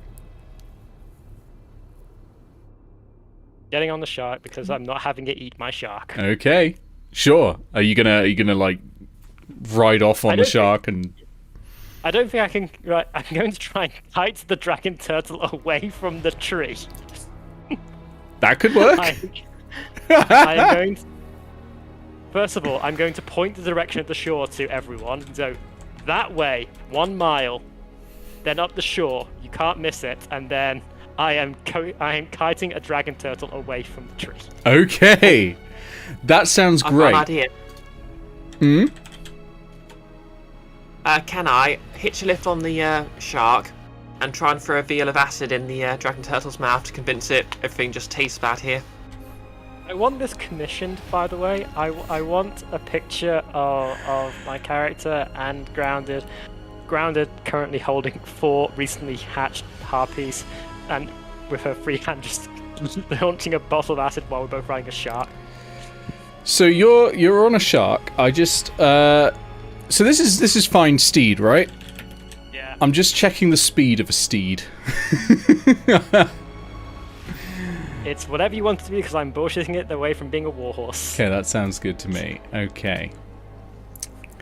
Grounded, I will say this, and I think this is the first time I've ever said this as a DM, and it's wonderful. Are you sure you want to do this?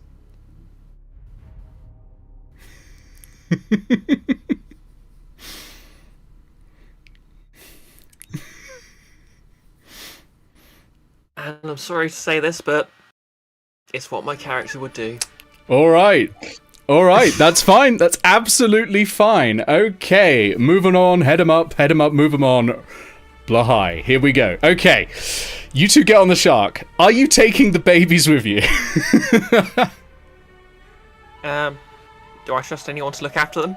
No. Okay, straight on. I don't know. You might trust Glarus. You got the Team Himbo X disaster lesbian grouping going on. Yeah, I hand them off to Leros. Glarus, you now have 4 babies that are very upset because they're not with their imprinted mother. I'm still trying to push the trees. I'm like, okay. You're like, and just paddling. Like the front is just on the log, like, okay, like resting the hands on the shore. Like. Captain's still snoring. Okay, so the two of you head off towards the dragon turtle. Like, I'm trying to veer it away from the ship, not like trying to head on smash it in the face. Absolutely, absolutely. You want to get its attention. You've got its attention because a shark is bigger than anything else in the water. It's a better meal, so already it's going to start chasing you. It is, I'm going to say, 100 feet away, and it is going to be chasing after you. Your speed is 40 feet. Yep. Dragon turtle speed is 40 feet. You'll never catch us. If you get close enough to throw a vial of acid in its mouth, I'm going to say it's probably 20 feet or 40 feet if you want to try it with disadvantage. How gutsy are you feeling here, Grounded? While this is happening, I'm going to wake up the captain with my signature anti-drunkenness method. Okay, you shove some soap in its mouth. Roll me a medicine check, please. It's a vile tasting soap. Oh, it is. It's atrocious. Especially as you've had it for like a year now. I mean, soap doesn't really go bad. I mean, we don't know what this soap is made of, to be fair. It could just be lard. Medicine, you said? Yeah, medicine check, please. 16. 16, okay. Yeah, I think that's probably going to wake him up, yeah. Captain splutters. You're like, that must have been some foul rum. Where's the boat? Where's the boat? There's the boat, and there's the boat, and there's the boat, and there's the boat. What did you do to my boat? What? Is this a tree? I did nothing. I did nothing to the boat. That did something to the boat. I point to the dragon turtle. I knew it! I knew it! It said the name! It all said the name! Yeah, baby.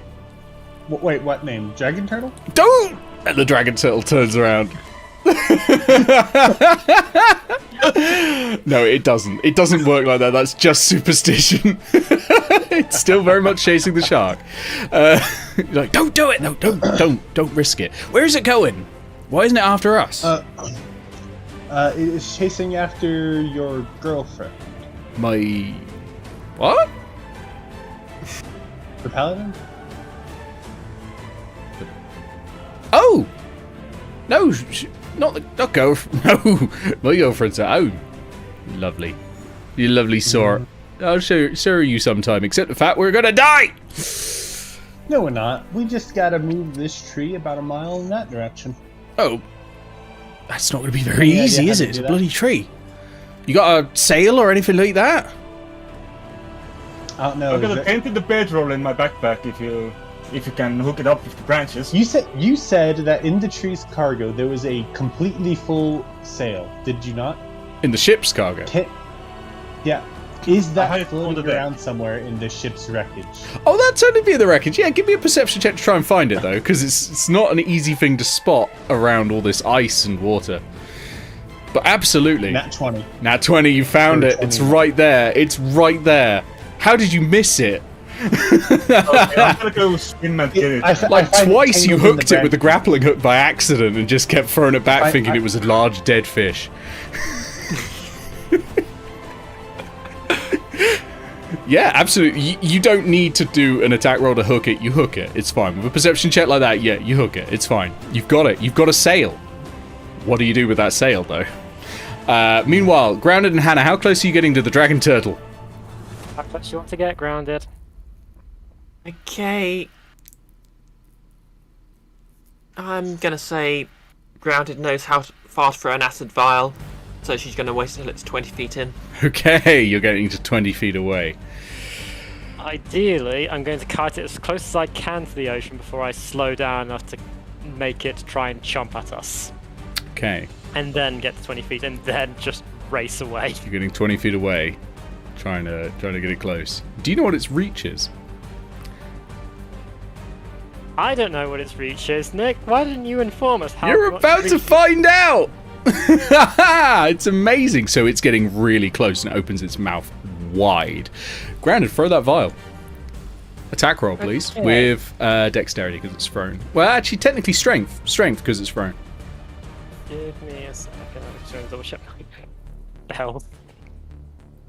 I'm going to make sure I can't. Its mouth is huge and wide. It's not going to be hard to get it in there, to be honest, with how close it is to you. Yeah, I'm going Two- to use inspiration. All right. To be fair, if it attacks and misses, that means next round you can use your dash action and get more distance away from it. That is true. If it I don't misses. think I have anything grant advantage, sadly. Who so- wants to guess what its bonus to hit is? Plus, Mind you, all of you have plus inspiration at the moment. It's more than +10. Well, I don't anymore. Anyway, let me just double check my strength bonus.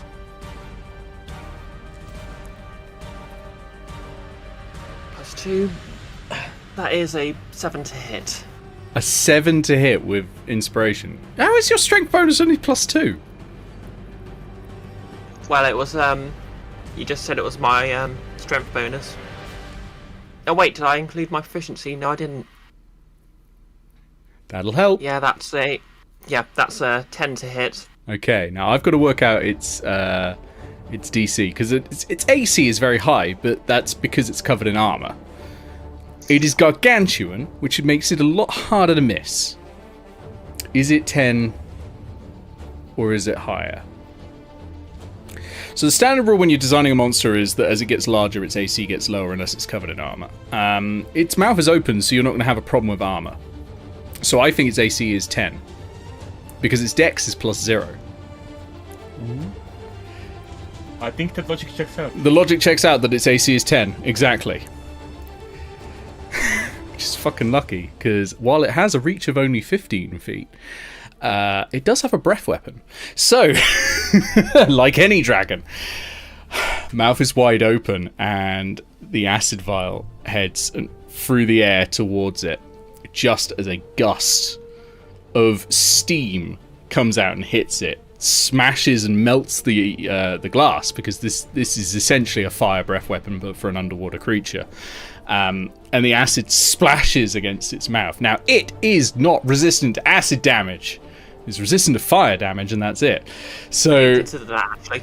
it goes rears backwards in the water, slowing it to a stop for a second. So you're going to get one turn of movement before it's able to come back again as it's sort of thrashing around. However, I'm going to need a strength saving throw to hold on to the shark, as it is a 200-foot object thrashing around in the water 15 feet from you. Like rolling strength checks. It's my worst one. You're the one who made a Dex Paladin. I'll let you use Dex. I'll treat this like you're trying to grapple the shark underneath you, basically. Will Tanner get the water vehicles? Oh yeah, water vehicles proficiency if you want to add. I don't have water vehicle proficiency. Okay. Can I use my water proficiency Totally, bonus? yes, go for it. Yes. At least someone gets advantage from We're bargaining. just sitting here on the tree, like slowly setting up the sail. I speak to the captain. You know, you really can't hold your alcohol. It's embarrassing for a sailor. You're like, I'm not gonna lie, I don't do much drinking. I really don't. I used to drink quite a lot, but there were some there were some bad ins. It's hard to be a smuggler and drink, if I'm honest, because you've got to keep it very cool, very under control, and you don't want to say the wrong words. Now, when you're drunk, when you're pissed as I have been before, you do tend to say the wrong thing to the constabulary. You tend to That can be boast, rough. if you understand me. Not a great time. Not a great time. Yeah. I kind of understand. It's kind of hard to bribe a guard when you don't know what you're saying. Exactly. Anyway, speaking of not knowing what you're saying, I do have a very burning question: is where the fuck did this tree come from? I'll I be rolled honest. 11, Grand rolled a 14. I'll be honest. I never. That's asked. enough. I'll be honest. I never asked. Well, fair enough. Perhaps it just floated by. Okay, the two of you have one turn, Grounded and Hannah.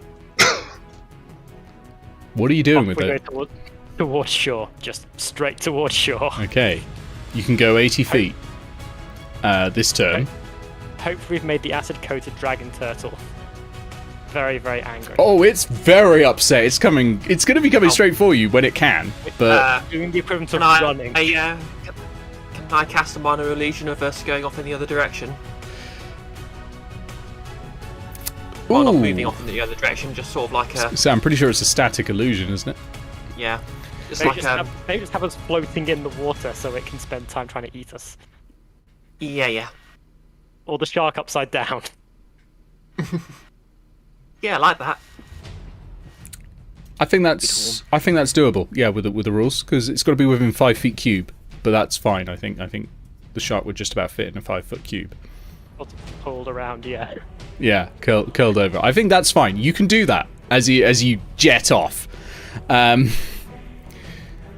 Acid-coated dragon turtle. Is it going to spot you? Is it going to spot you, or is it going to spot the closer one? If it does spot them, and it spots both of them, it has to make a choice. Are they trying to trick it to go away, or are they trying to trick it to stay there as they run? That's a good point. Let me decide based on the intelligence score of a dragon turtle. Who knows how intelligent dragons are? It's dragons so very. Dragons are very intelligent unless you're a white dragon. White dragons are notoriously stupid. That is true. Like humans. Yes. Yeah, like those people. Okay. Well, I have some good news for you because a dragon turtle is not intelligent at all. It has an intelligence score of 10. It's as intelligent as an average farmer, and you've met some of those, and they are thick as pig shit. So, Intelligence 10. Intelligence 10, that's what as I Glarus say, said. you've Wow. met some people with intelligence 10, Yeah. and they are all thick as pig shit. They're actually less intelligent than grounded. Yeah. Also, So I'm in the water riding a shark. you Would a smart person have made this decision? You two are basically on your improvised jet ski heading towards the island. The dragon turtle veers and sees the illusion is going towards it. Now, the moment the dragon turtle clumps jaws on it, is going to know that is not real, because that Yeah, but it's going to do a dissipates nice the little, illusion. like, Free Willy style and Whomp. crash down. Yeah, And but then you've go got some very, very time. angry. You've got some time. You've definitely got some time, and that has actually increased the distance between you. I'm going to say you're going to now have 240 feet of distance, which is a lot more manageable. Hopefully that's bought them on the tree enough time to do something to get That has away bought as the well, tree a because- fair bit of time. Yeah, so you're setting up a sail. I think that, you've got a full sailcloth. What are you using to sort of, using the branches and sort of peeling them up? How are you holding them in place? What are we doing for this? I mean, I suppose the branches is probably the best way we can do it. We could attach a few of the ends to the branches just so it catch the wind behind us. Mm-hmm. And how are you sort of lifting them up to catch the wind? If you lay the cloth over the branches, it's still open enough that it can pick up the wind. Okay, yeah. I think that's fine. So I think that's fine. Laying it across And the then, front of the ship so it tries and pushes you towards the shore. Yeah, just lay it across the branches, tie 3 ends down to the branches, and the other corner so it could lift up, and then lift that up with another branch we can cut off somewhere. Okay, that sounds good to me. That sounds good Creates enough. a small improvised tree sail. Okay, so what happens is you start moving. You start moving straight towards this thing. This thing's got no keel. This is the most terrifying version of a rat possible. It's going to be swaying all over the place. My legs are still in the water. Yes, your legs are still in the water. They're not going to be that good at it. I'm the heel. I know that Glarus has never skipped leg day in his life, but even then, yeah, you're acting as the heel. You're holding on like, this is terrible. Okay, so what happens inevitably is the waves start hitting you pretty hard, and they start tossing this tree left and right, and it's rolling over. And at some point in all of this chaos, I'm afraid I'm not even going to roll a check for this. You do lose the boat, and you let go of it because this is the kind of force that knocks you all off. And you head into the water, and each of you, one by one, blacks out. Glarus is last to go because it's not from the cold. It is from just the lack of breath. Grounded and Hannah, you make it to the shore because one thing, Grounded, you've noticed after a little bit of a while is that actually you've got a map. So, I mean, you knew that partially before actually because you've seen a quick glance at it. But yeah, the two of you are able to make it to shore. Glarus, Eao, the captain, and Ruzad, you also make it to the shore. Unconscious, drifting onto the beach. While you are out cold, your minds go elsewhere. And Glarus, you see a golden lion who speaks to you in a very deep James Earl Jones sort of style voice and says, Simba! No, Glarus, I was expecting more of a line which the wardrobe reference. you are my son and the one true king. Remember who you are and what you are here for. No, but you do actually get a message of. Even be out of character. Remember, Glarus, your purpose. You are not here to be friends to some terrible whelps. You are here for a war. You were built for war, you were born for it and trained for it. You will die in that war. You must be prepared. You have a chance to say something back, if you wish. Hello? And then just all of a sudden, it's weird, you're back in your lessons with your lecturers there, you know, your tutors. And they're asking you a question. You can't quite hear the question, and you realise you're not wearing any clothes. And it's, oh god, you haven't prepared at all, you're not wearing any clothes. And then you're running down a corridor and you're being chased by a giant shoe. You're not 100% sure what's going on there, and poof, you wake up on the beach coughing and spluttering. Eao, you hear the tinkling of bells. At first you thought it was cowbells, but it's something else. It's lighter, but at the same time sinister, and you can hear the cracking of trees rattling in the wind, and you see above you this canopy over like an archway almost in front of you, and through it you can see the most beautiful spring forest, and it's stunning, it's wonderful, and it feels familiar. And you try to take a step forward, but it goes further away from you every step you take. And vanishes. And the last thing you hear just before you wake up is the sound of a small boy talking about his best friend. And then you're back on the beach. And we are going to use this moment to go for a break because I need the toilet. Holy shit. So we're going to go for a... Question. Yeah? Grounded's babies. Yeah, they're with Glarus. Okay. They are nestled deep in the fur, and they're kept warm. Yeah, they all see their mother. Yeah, each of them dreams, and they all see a tall tiefling on top of a large stone mazer that is crumbling under her feet. And yeah, so you're all fine. You're all fine. Well, for a given definition of fine. We're going to go for a break, and we'll come back in about 15 minutes, so that'll be 10 to. 10 to 10. And I will hit the break screen, and once, as always, you'll be audible, but you'll not be visible, and feel free to chat with everyone. Okay. Boom. I have to make a joke. I played in a game in which I was the captain of a ship. And damn if I didn't have the biggest hat on the ship as well. It's required. It's the law. I should have known that the second we board a ship, it's gonna sink. I Gotta sink. I didn't even have the ship necessarily sinking as part of the plan. Like, I had a crash, but the ship's actual status was going to be based on a number of successes and failures, not based on whether a tree suddenly appears in it. You go vanish, take your break. I also need to get a drink as well. Yeah. See you on about 2 minutes. See you soon. In fairness, I stopped the ship from collapsing.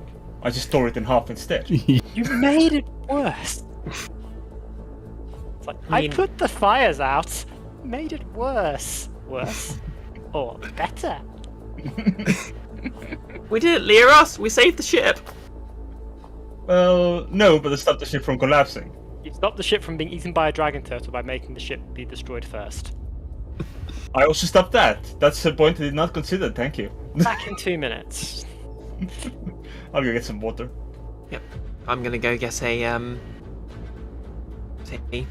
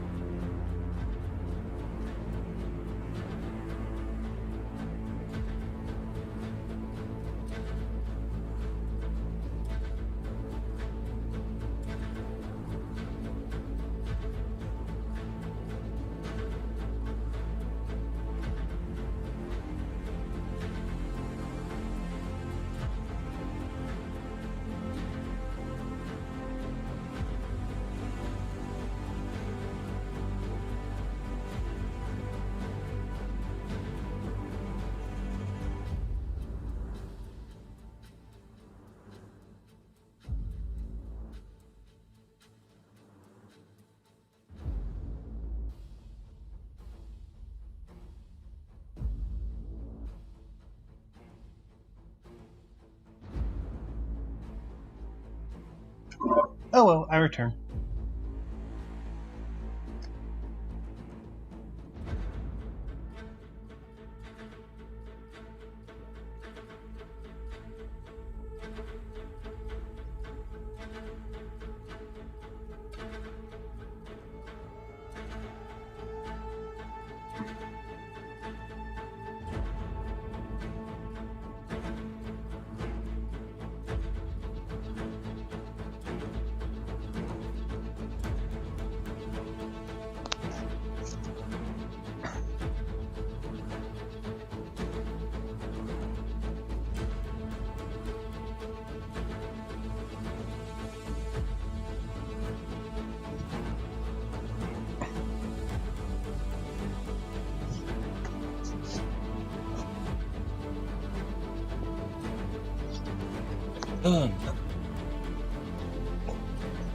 Ah shit, Glarus is back. We gotta stop being mean.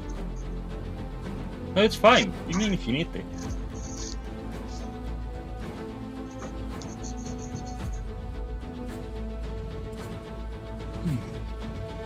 Oh yeah, that did not go 100% according to how I had in mind. I think Lyrus's -8. I mean, Lyrus's wisdom of 8 does also affect me.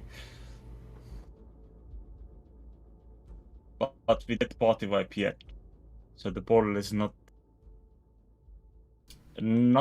looking good.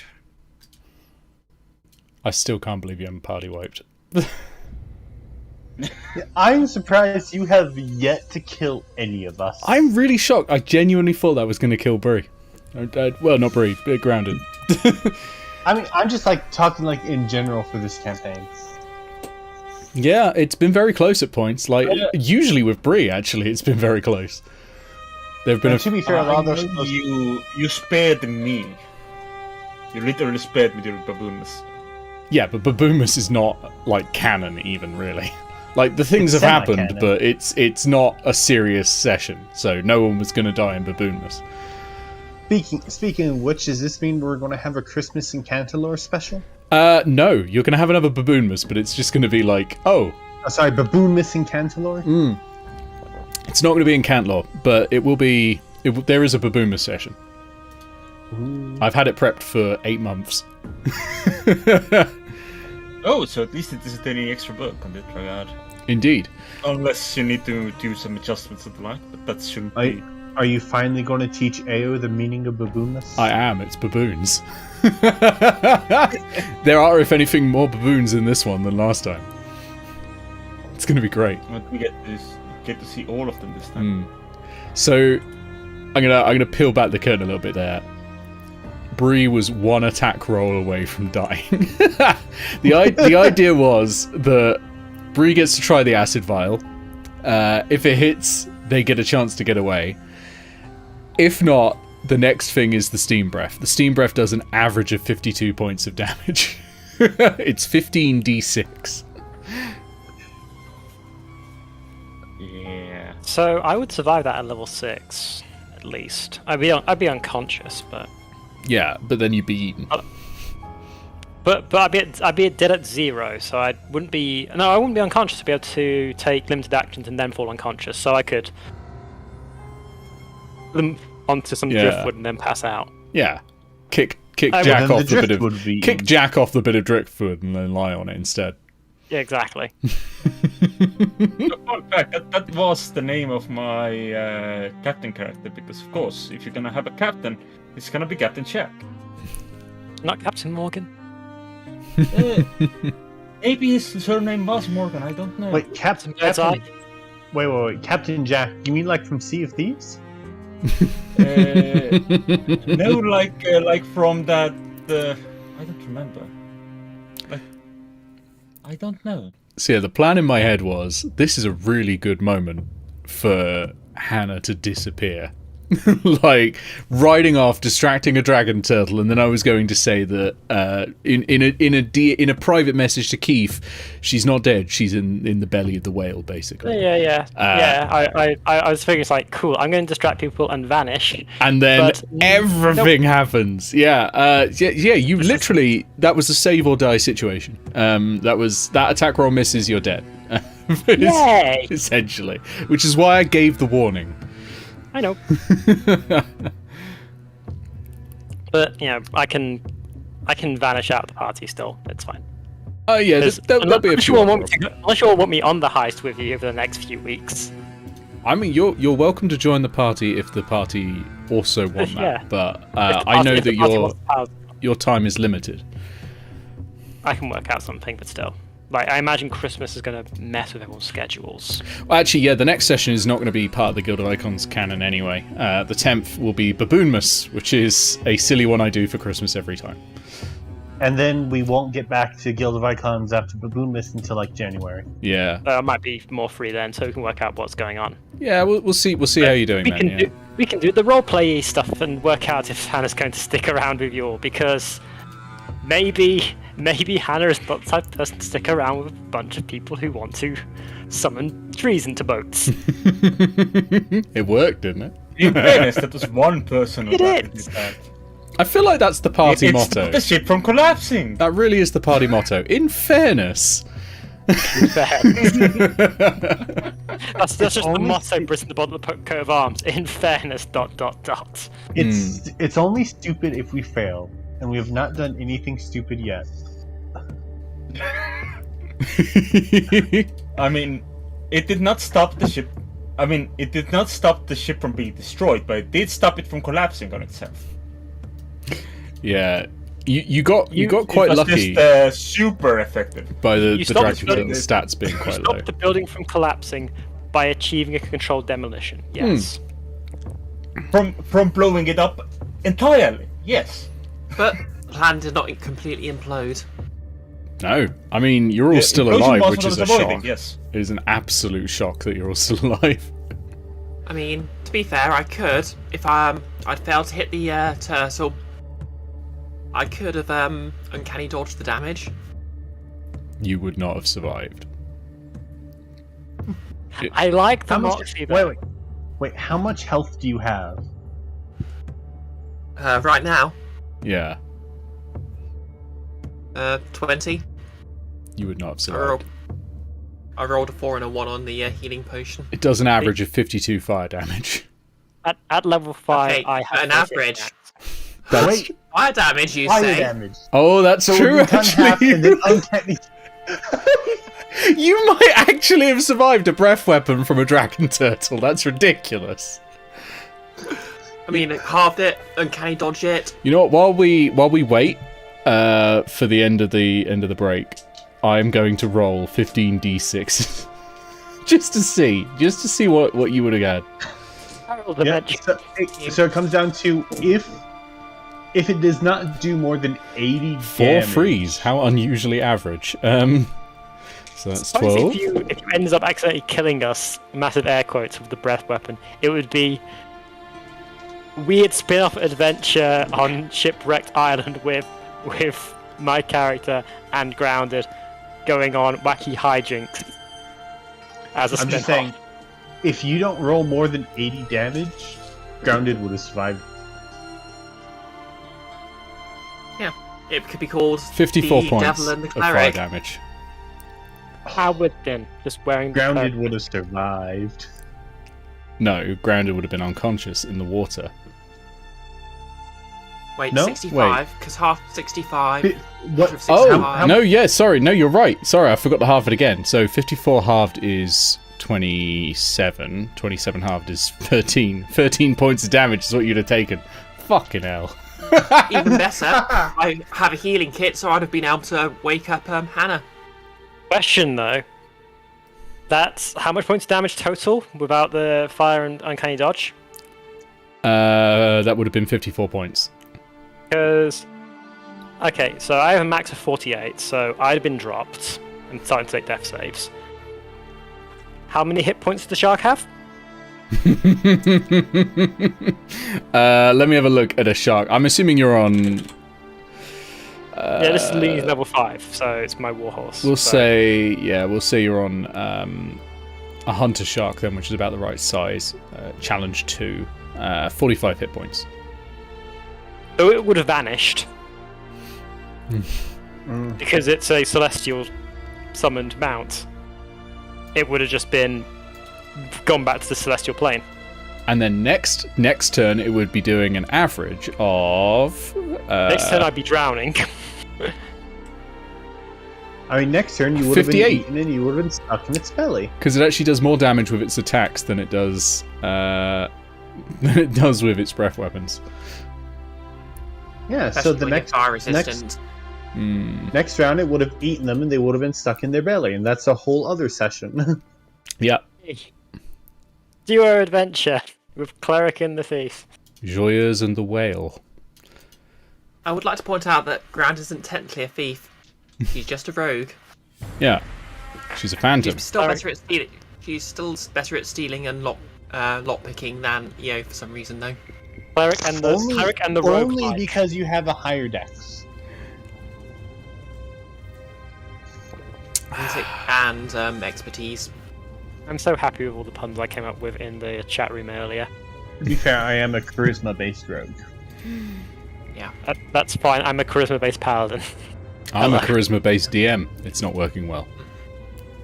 Welcome to Guild of Icons, where we have 2 thieves. One's a mysterious. Oh wait, 2 rogues. One's a mysterious pool lady. One's a bright orange tiefling. Guess which one's better at stealth? They fight crime. To be fair, The red orange tiefling, yes. in my first D&D campaign, we had 3 potentially stealthy characters and a wizard. And, 2 potentially stealthy characters. We had a ranger, drow ranger, and a half-elf monk. And the stealthiest person in the party was the half-orc barbarian. As played by me. I have a positive stealth score, so I had +8 to stealth. like unusually for paladins, I have a positive stealth score. All right, I think we're ready to go back. I think is everyone good? Yep. All right. Hang on, want to take my. Also, Oh yeah, sure, no problem. Notice this. For some reason, I always thought they were really big turtles, but they're basically straight up dragons that are turtles. Yeah, absolutely. The art is fantastic for them. They are.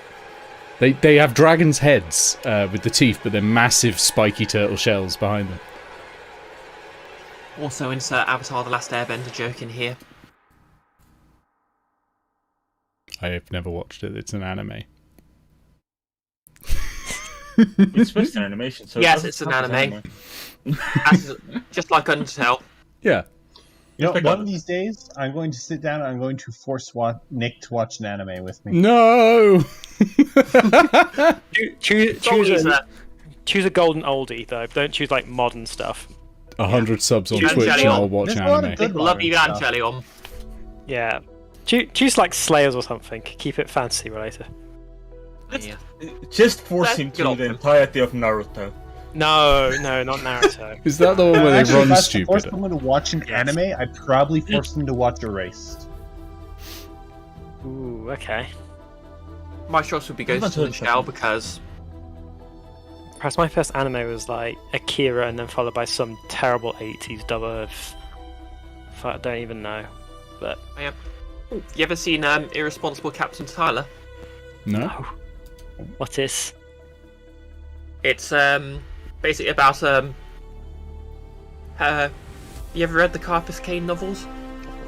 I know of them. Basically imagine that, except actually no, it's completely different. But basically it's like a complete moron blundering his way into becoming a starship captain. Oh, nice. Cypress Kane isn't a so complete it's a moron. He's the only sane person in the entire Imperium. So Yeah, it's a that's true. Star Trek original series prequel. Anyway, I think we're moving back to the break screen soon, yes? Indeed we are. We're going back into the game. Hello, everyone. Hello. I tell. We're all back. Oh, God. Grounded's papoose has become detached. That doesn't sound right. Anyway, you will wash up on a beach. It is fucking cold. The wind is still howling Sorry, but around. is crowded like a lizard? Yes. Tiefling. Yeah, tieflings are kind of like lizards. It detaches and grows back. Yeah, I mean, birds evolved from lizards. It all fits. It all fits, yeah. I mean, it really does depend on like your demonic or fiendish ancestry.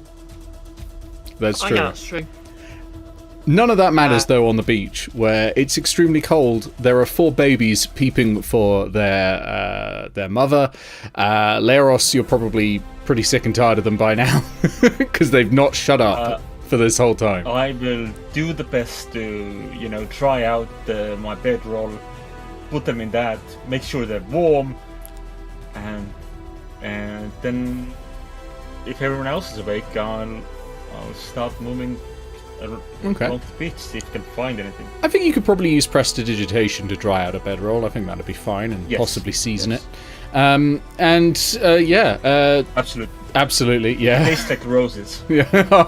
And smells Nice. like roses as well. Smells and tastes like roses, and you've got you got the little babies in there. Okay, Grounded, you wash up. Well, you don't wash up on the beach. You actually you just land on the beach, reasonably near to the rest of them, because the tree is quite visible. I make the bedroll smell loosely like grounded.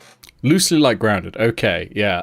Roll me perception for how well you know what Grounded smells like. That's why I said loosely. No, I'm kidding. You don't have to roll that. Although if you do roll a natural 20, we'll have to ask some questions. It was not a natural 20. I can tell you that. But I'm not gonna say what the number was because it was not good. Okay, so you've got one that very loosely smells like Grounded. It just smells like chicken, like roast chicken, and that's all you've remembered. You're like, birds. Yeah, that's fine. So you've got some baby birds in a roast chicken scented bag. It's alright, they've never eaten roast chicken, they don't know what it smells like. It'd be like if you had, human babies in a bag that smelled of pork, it'd be fine. So it's just fine. It's absolutely fine. No problems. This is a microaggression. Ayo, your hat is soaking wet, but otherwise you seem to be pretty fine. Your clothes are also drenched. I can help with that as well. I prestige check. Okay, so your clothes are now dry and presumably smelling faintly of chicken. I don't have to apply the effect to everything I do. No, that's true. That is true. Yeah, and Hannah and Grounded, you arrive on the magical jet ski, and you see them on the beach, and they do look a bit worse for wear, but I suppose, Grounded, your first instinct is run straight towards Glarus. I immediately hug the babies. Okay, they smell of chicken. It's very strange. Sorry about the smell. Glarus was getting hungry. You double check the number. I did not season the babies. All 4 are there. You're fine. You're fine. I was trying to quiet them up by Marshal, giving them a familiar smell.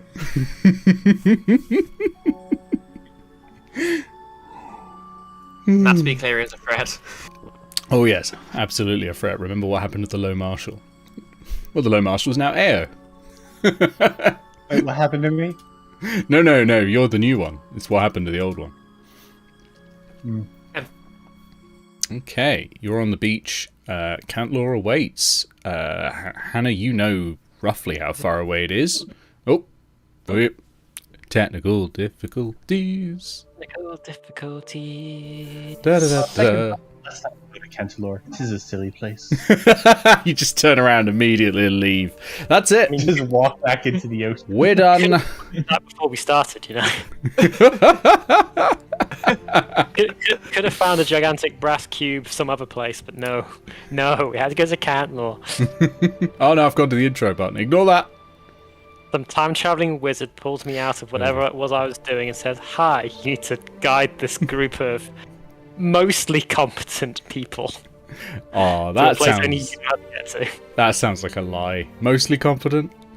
So yeah, overall competent. Okay, however, what he described it as being. A group of still not dead adventurers. A group of still not dead adventurers. Who I've decided are on the side of mostly competent. He would have described one of them as shockingly handsome and a great dancer.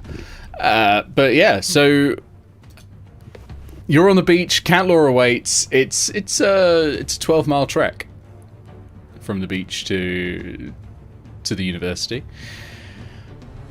On the plus side, there is essentially a path. You know, it's not a secret anymore. You know, you're past all the major defenses, and you can head up there. It's going to take about a day because it's cold, and that's slowing you down from your normal pace. But on you the can. good side of things, wizards don't tend to venture out this far. Yeah, absolutely. So it is, just to be clear on who the party is, we have Grounded, we have the 4 babies, we have Hannah, we have Glarus, we have Eao, we have Rosad, who somehow survived. Just first on the back of the captain. Just on the captain. Sword out like this. Like, Point the sword out like this. yes! I have arrived!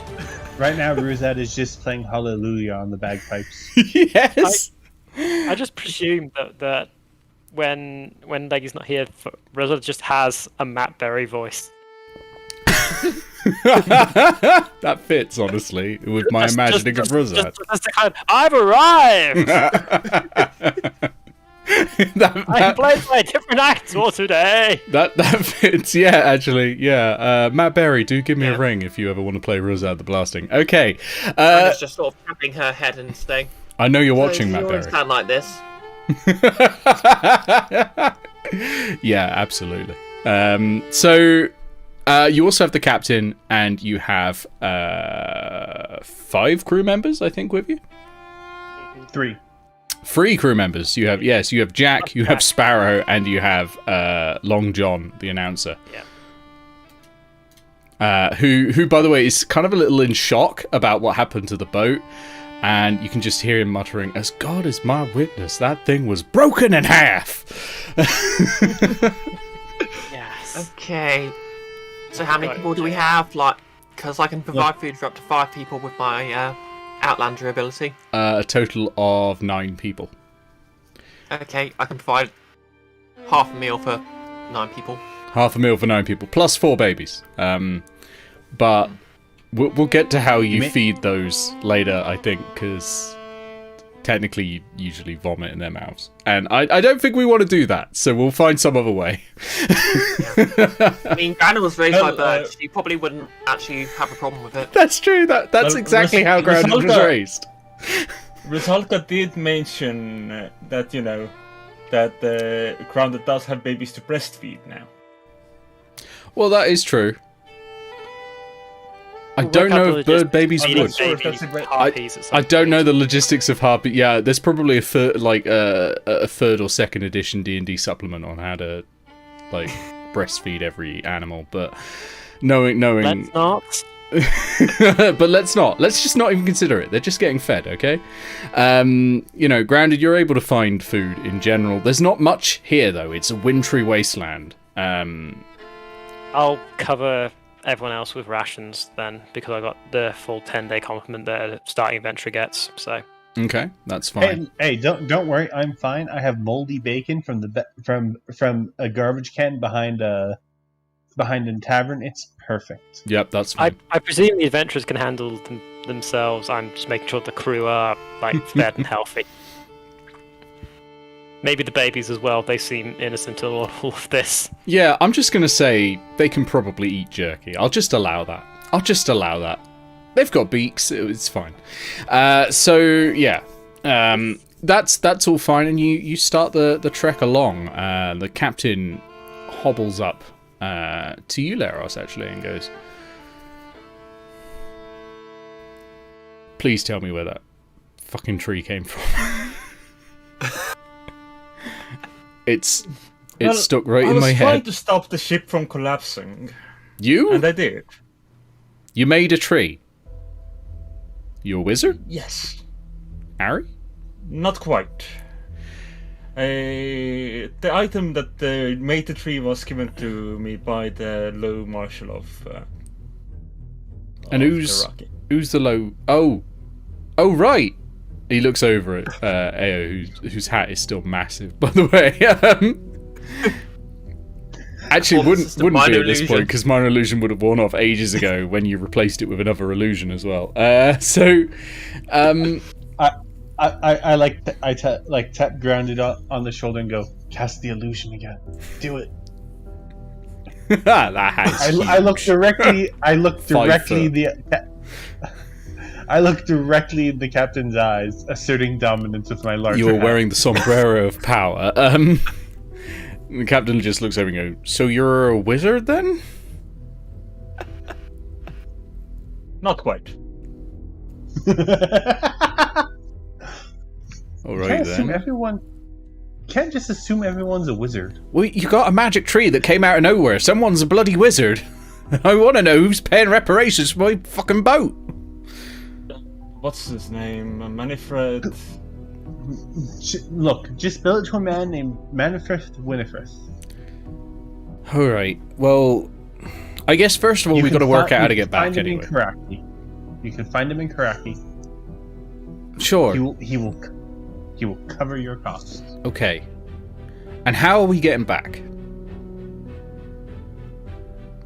I guess we're gonna have to find a way around here. I'm sure someone here at Cantalore has to occasionally leave. There is a dock. Like, there are porters, but we weren't going to sail into it because that's surprisingly even harder than what we just did.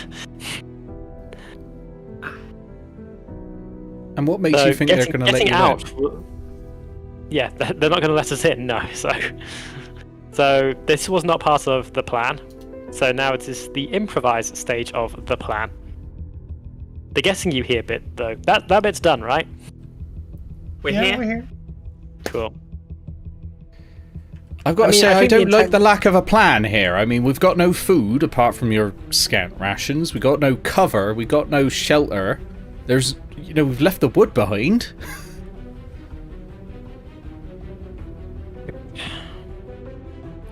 So how are we going to get a fire? It'll be nightfall in, 12 hours? I mean, at the pace we're going, we'll probably get there around nightfall anyway. 12 miles. Ugh. And if they don't let you in? Well, they'll let us in. Don't worry. Alright. I'm putting mine and my crew's life on the line. You've already wasted most of them. I mean, to be fair, we're putting the lives of practically everyone in Karaki on the line with this, so... I want you to know, if you do not succeed, there will be a reckoning.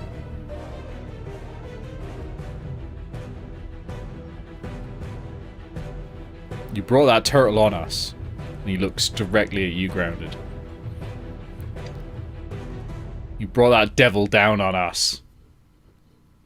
Hey, as There a will be a I resent that. You go, oh, well, you know what I meant. The microaggressions. We're sea folk. We use the word devil for a lot of things, alright? We don't mean, like, you know, fiends and what have you. I mean, like, monsters. Only, I didn't mean, like, monsters as in your monsters. I mean the ones in the war, we call them the devil. And he huffs. He goes, he looks at Hannah and goes, help me out here. I'm honestly impressed you've managed to deflect the anger so easily. Well done. You're right, I was angry. And I'm angry again now. There will be a reckoning. Bad luck. The intent was to get to here, and in theory the ship should have been fine. We're now going to have to improvise, and you get to be the first crew that gets to steal a ship from Cantlor. Won't that be fun? You and I have a very different definition of fun. Oh, come on! I mean, it's a whole new thing to smuggle. I mean, won't that be fun? I'm looking for assurance here, looking at these three. I mean, come on, it'll be great. You'll get a ship that was once owned by a wizard. Who knows what weird magical contraptions are on it? It will be fun. Yeah, it'll be fun. Honestly, it doesn't sound like fun. Roll me persuasion at disadvantage, please, Hannah. As I think you're getting the opposite of help from everyone else at this point. Plus, the whole honesty pact you have going isn't helping you. Yeah. Okay, all my socials are the same, so this is a 14 on whichever one is most relevant. Okay. Probably, at this point, deception. That's enough to mollify, I think. That's enough to mollify the captain. He's not convinced this is going to be fun at all, but he now thinks you have a plan of sorts. You know, you've got an idea in your head, at least, of how they're going to get out of there. Honestly, the plan, like, whichever way these three are going to get into Cantlor, it probably won't extend to the rest of us, but we'll be able to get somewhere closer, and then once they're inside, it becomes a whole lot easier to get things outside inside. That includes down to the town where all the porters live, their families. It should be easy enough to blend in there for at least a day. I don't think you're planning to be here much longer than that. I look at these three. Oh, we're here until we get what we come for. Which, Who knows how long that'll be. Given you're up against wizards, I hope it's not going to take too long. And then we set the groundwork for getting them out of here. Okay. Your smugglers, your sneaky types, I have faith in you. Well, that was your... I was going to say first mistake, but that is not accurate at all. But yeah, he nods and he goes to talk to Long John, who's just still muttering as God is my awareness. Which guard? I'm curious. That would be Petrichor, probably. Sure. Don't care.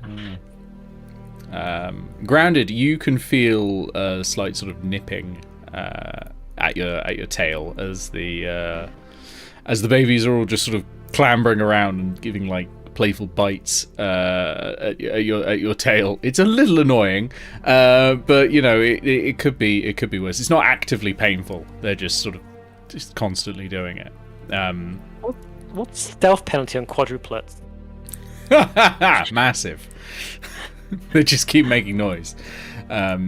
Yeah. Minus 10 to stealth, plus 10 to adorability. Glarus, you hadn't noticed initially because you thought it was like brain fog when you arrived on the island. But there's a connection between you and the weapon you hold as part of your pact. And for once, you can't hear anything.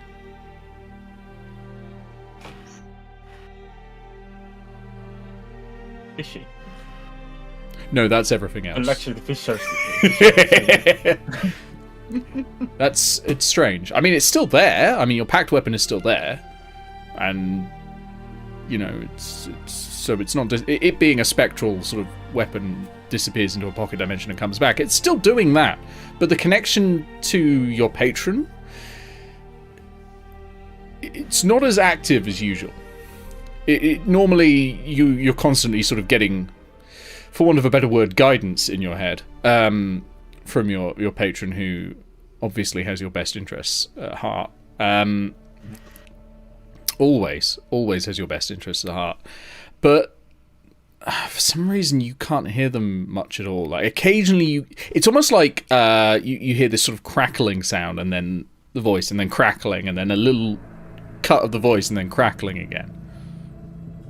Interesting. We must be in a tunnel. Yeah, like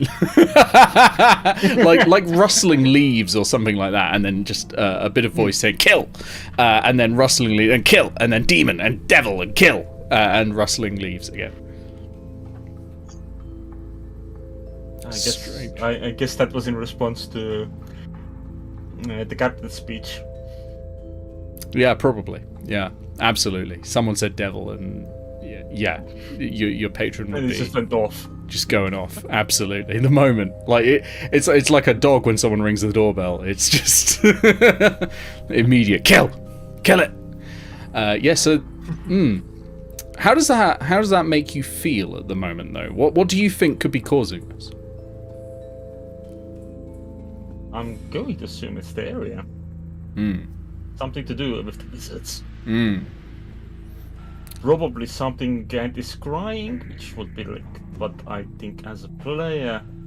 I think Glarus would be aware of such a thing as scrying existing. Oh yeah, absolutely. You know about And scrying because you were told that you were constantly being scryed on by Garaki for a while when they sent the SWAT wizards at you. Yeah. You definitely know about scrying because it's been used against you a lot. Yeah. I feel like it has something to do with magic blocking that might also block other long distance interplanar communication. Yeah. Well, I imagine that's going to be bouncing around in your head for a while because your head is feeling unusually empty. There's not that second voice there most of the time, and to be honest, all that white noise might help you sleep a lot. It must be quite hard trying to sleep when inside your head it's like kill, purge, burn. You're gonna have to just start whispering it to yourself to be able to get back to sleep. Yeah, and yeah, you've got this strange feeling. You know how memory is at its strongest when you smell something from a memory. Like smell is the greatest trigger of memory. Yeah. It's kind of working the other way around. After that dream, you can smell fresh leaves and grass, and it smells like spring. But obviously, you're surrounded by ice. It's very strange, but you can't get rid of that smell. Wonder if Glarus has flavored you while you were asleep. It's not last minute, in fact. Just keep re-upping it. Casting it every 60 seconds. Now I would know what my dream sequence would have been. Oh well. Strange that. But you're ploughing I on. did not dream of leaves.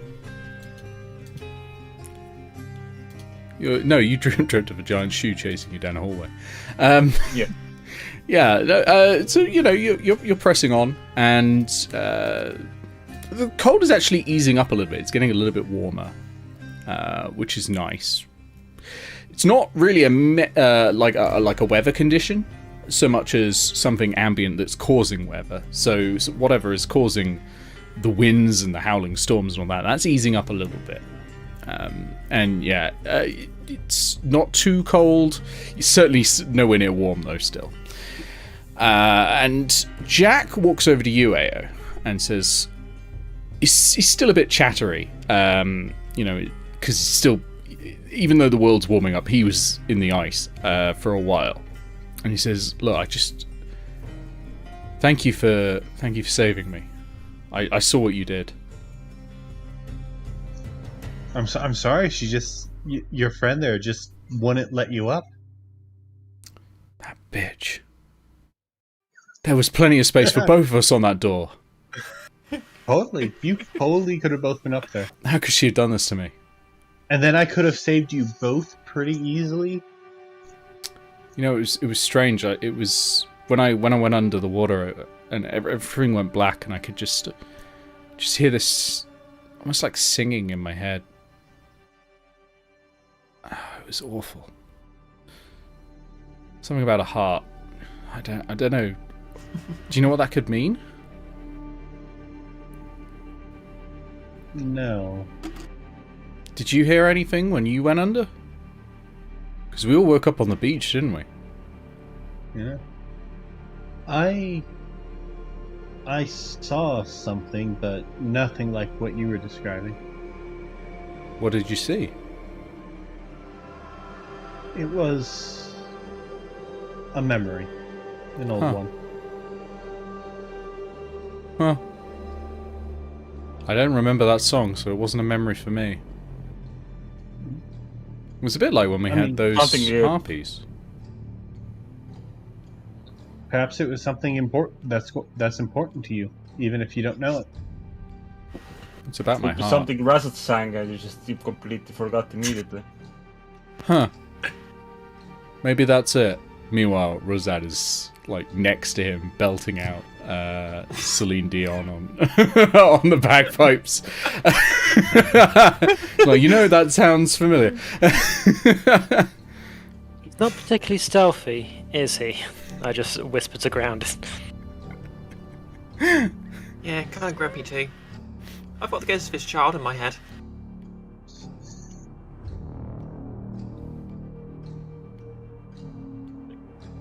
I misheard. Please explain. I heard you have a ghost fish child. I have the ghost of his child in my head. It's not complicated. That makes more sense. I have plenty of ghosts in my head. One of them is his dead child. How many ghosts do you have in your head? How many proficiencies are there in D&D? I think the Doctor and the Laura are the same person. I don't know. They might be different people. I haven't seen them in the same room at the same time, but the room is my head, so is that even a room?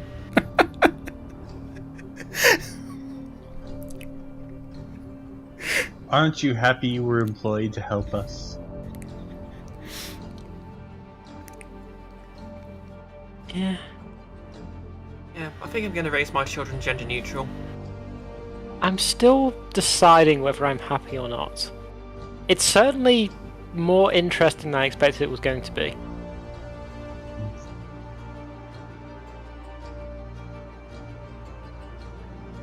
Would you have preferred the more boring approach? No?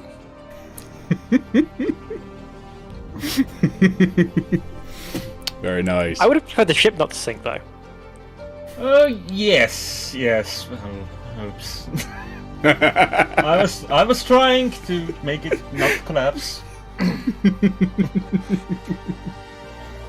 Well, so long as you've learnt for next time you're in this type of situation, then... Yeah, I should have made sure that to attach the things closer to the floor, so... Next time you're on a boat and you feel the urge to make a tree. Saw a hole in the ceiling. Or just don't. Just don't. Seems like the good start. I wonder if you could have planted it sideways and then just use that to cover to support the ship. Sure. I think the tree would have. I don't think the ship was wide enough for that. It would have just made the hole bigger. Which one of them was I told was the smart one? Oh, you wouldn't have been told that.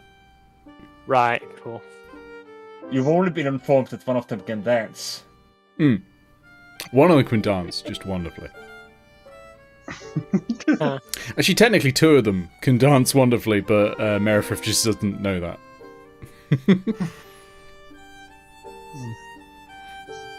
I'm sorry. I can't tell you how good I can dance because we haven't been given our masquerade ball episode yet. It's coming. I've been hinting ready it to for mask so entire time. fucking long. Yeah. I've been waiting for that one. It's coming. I mean, Laros has been to it. then let us continue up the path towards this university so we can bring on the eventual Masquerade Ball episode even faster. So yeah, you continue on, you trudge on for the rest of the day, and ahead of you, looming in the clouds, and it's sort of a guiding point for all of you for the last sort of 6 hours of the journey, is this spire of ice that it basically looks like a mountain that's been frozen. So it's clad in ice, and it is miles and miles high, and it is glowing red as this jet of magma splashes against the ice, melting it, and then it freezes over again constantly. And that's sort of causing this sort of red glow in the distance that you're able to spot and walk towards. And as you're oh indeed, as you're climbing up the it's only a hill, it's not a proper climb. You see another glowing thing. Actually, it's this gate, sort of pearlescent, iridescent gate, and it is about 50 feet high, and it's made of a thin sort of silvery metal that is twisted in all sorts of patterns over it, and linked together like the branches of a tree or something like that overhead. And at the foot of it, looking rather cold in sort of crimson robes with gold trim and a shock of short blonde hair, is a young half-elven man. And he sees you all trudging up the road, and he goes, oh dear, and he's very far away. He's extremely far away. Still, you can just sort of see he's about the, if you're looking forward, he's about the size of your finger. But he waves his hands, and you hear in your heads, you hear the voice, oh dear, you must be so very cold. You've come up the wrong way. You know that. By the way, you're all able to respond. Just say something back, and I'll hear. Don't worry. But do come on up. I'll get some hot drinks made for you. We appreciate that. It's been a rough journey. Yes. Well, of course. I will have to ask you some questions before we proceed any further. But we'll get the drinks first and warm you back up. That'll be lovely. Does anyone have any food allergies or anything like that? Not that I'm aware of. Are ham sandwiches okay with everybody? Oh, I'm sorry. I'm strictly vegan. Okay, I'm strictly carnivorous. I have perhaps. We can take. I know what we can do then. What I'll do is I'll take the bread off. You can have the bread, and your Leonin friend can have the ham. Does that sound good? The vegan thing was a joke. Oh, I don't think it was though. Well, in that case, I'll just make extra and of the ham, and you can have the ham, and that'll be fine, and you can have the ham sandwiches, and yes, everything will be fine. Well, welcome to Cantlaw. Welcome to Cantlaw. Obviously, you're still walking up here, but you're on your way.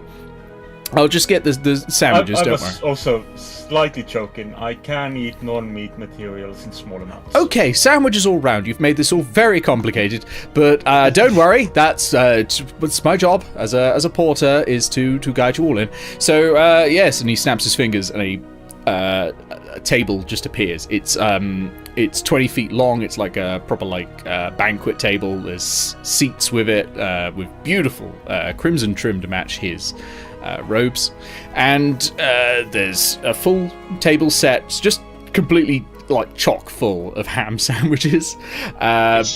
It's just Feast of Heroes, but he could only conjure ham sandwiches. Only ham sandwiches. Yeah, and there's this big vat which is steaming, and loads of little silver goblets in front of it. It's like, do come on and have a drink.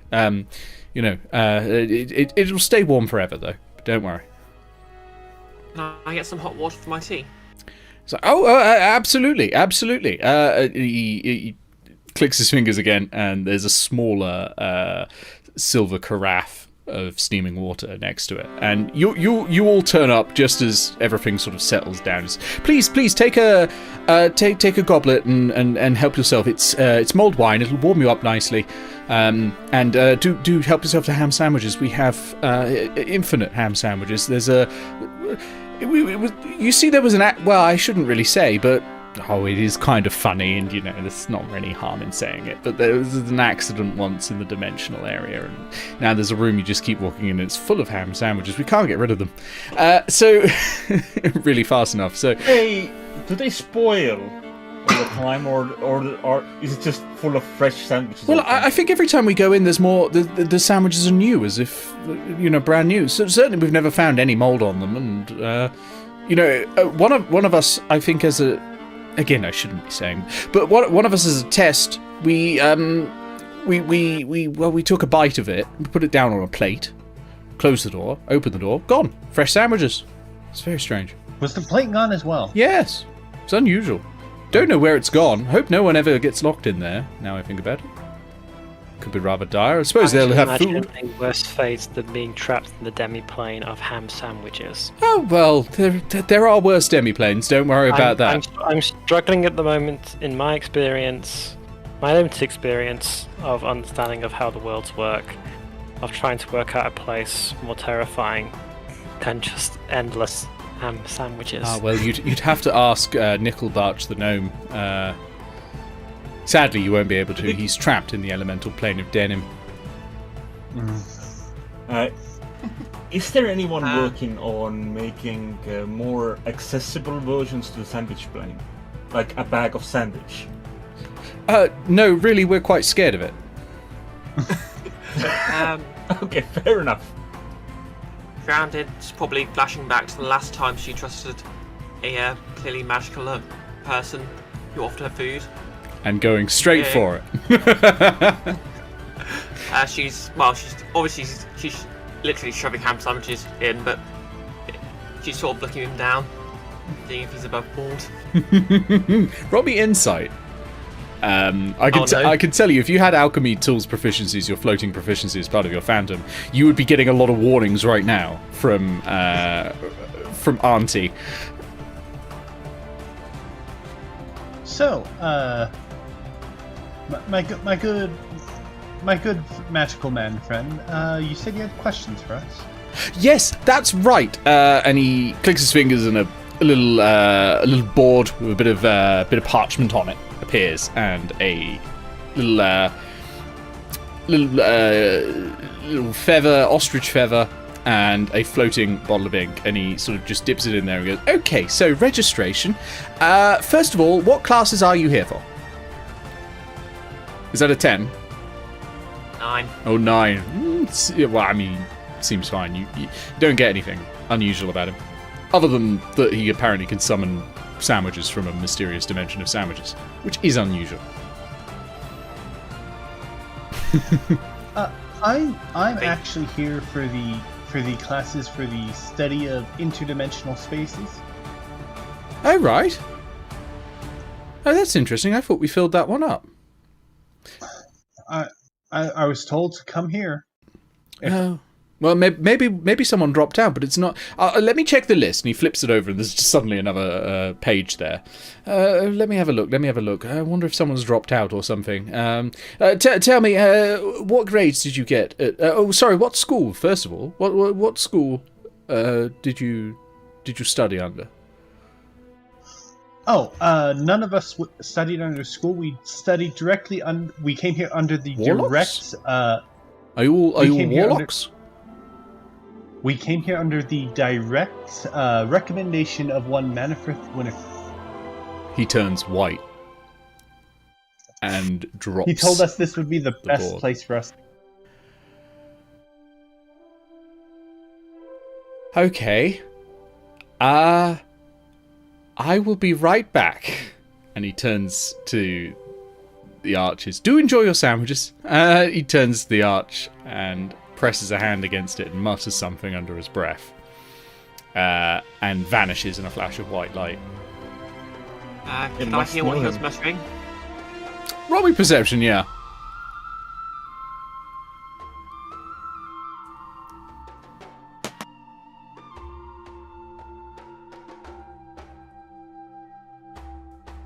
That's a 14. 14. Okay. You heard the verbal components, yeah, to the spell that he cast. You don't have any magical training, so you can't really identify much more than that, but you heard the verbal components. Okay, I repeat what I heard to the rest of the party in case someone does actually know what they mean. Okay. I think the only person who has a chance in hell of being able to cast that spell is the Warlock. Because one thing that a lot of people don't know about Warlocks is actually they spend a lot of time studying magic. And this certainly is magic. And yeah, roll me Arcana. I mean, to be fair, because I do have an expertise in Arcana, can I also roll it? Oh yeah, Just you to, do. like, You have have an spent a lot of time identify. working on it. Yeah, you can roll as well. Laros, what did you get? 16. 16. Not enough to identify this one, I'm afraid. That is. Can I spend my inspiration? Yes. That is a 14 plus 7, so unnatural 20. Okay. 14 plus 7 is same. 21, but same. Sorry. Okay. In that case, 21. I got 20. Okay. The two of you together, you're able to put your heads together. And you've sort of got different parts of it, and you're able to piece it together. This is an arcane gate. It has an activation that is essentially... It kind of functions like a teleport circle with a password. The passwords are the words, but it might... You know that these are sometimes also locked to people as well. But not always. So it might just be the words to let you in.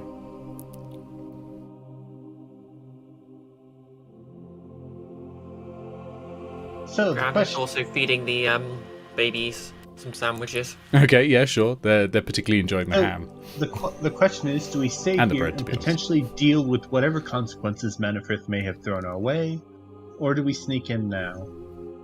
Yeah, did anyone ever suggest that Manifrith would be in good standing with the university? Absolutely not. I just assumed no. You No, just assumed just- no. Okay, good. As long as I've couldn't not think of misled you. any way for us. I couldn't think of any way for us to actually bluff our way in normally. So I figured could've told the if I played my strongest card right now, That's fine. it would cause action. Yeah, you've got... I'm going to say you've not got long before he comes back. I admire the bold approach, but we better start moving quickly before he comes back with things less friendly. I agree. Yeah, Hannah, you know that Eao one is- of the things that guards this university is the Iron Golem. Joyous. My intel's like pretty spotty beyond this point though, so I wasn't intending to go into the university with them, but this will be fun. Okay.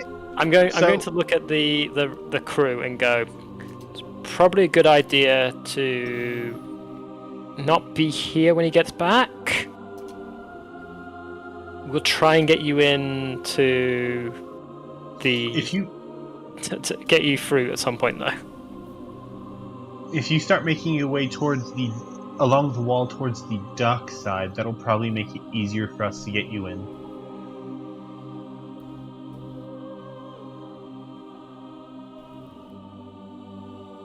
I'm assuming you're saying that to the captain and his crew. Yes. Yeah, I'm just trying to decide how he's going to react. To be fair, All if right. you're worried about food and water, we have Oh, they unlimited are. ham sandwiches. They are like shoveling ham sandwiches into their pockets, and each taking a each taking a goblet of mulled wine. Grounded, are you finished with your tea? Yep. I think you might be muted. Oh. Oh no, there you are. Okay, here you go. Yeah. Just a bit distant then. So the captain's going to take the carafe off of you, pour out the remains of the water and all that, and dip that in the jug of mulled wine and take that for himself. He's not much for drinking, but he wants to stay warm. I mean, usually, I think those are pretty low on alcohol considering they're mulled. That's true, but still, a carafe is what, 1.5, 2 liters, something like that. Okay, so they're gonna try and head around the side towards this other dock.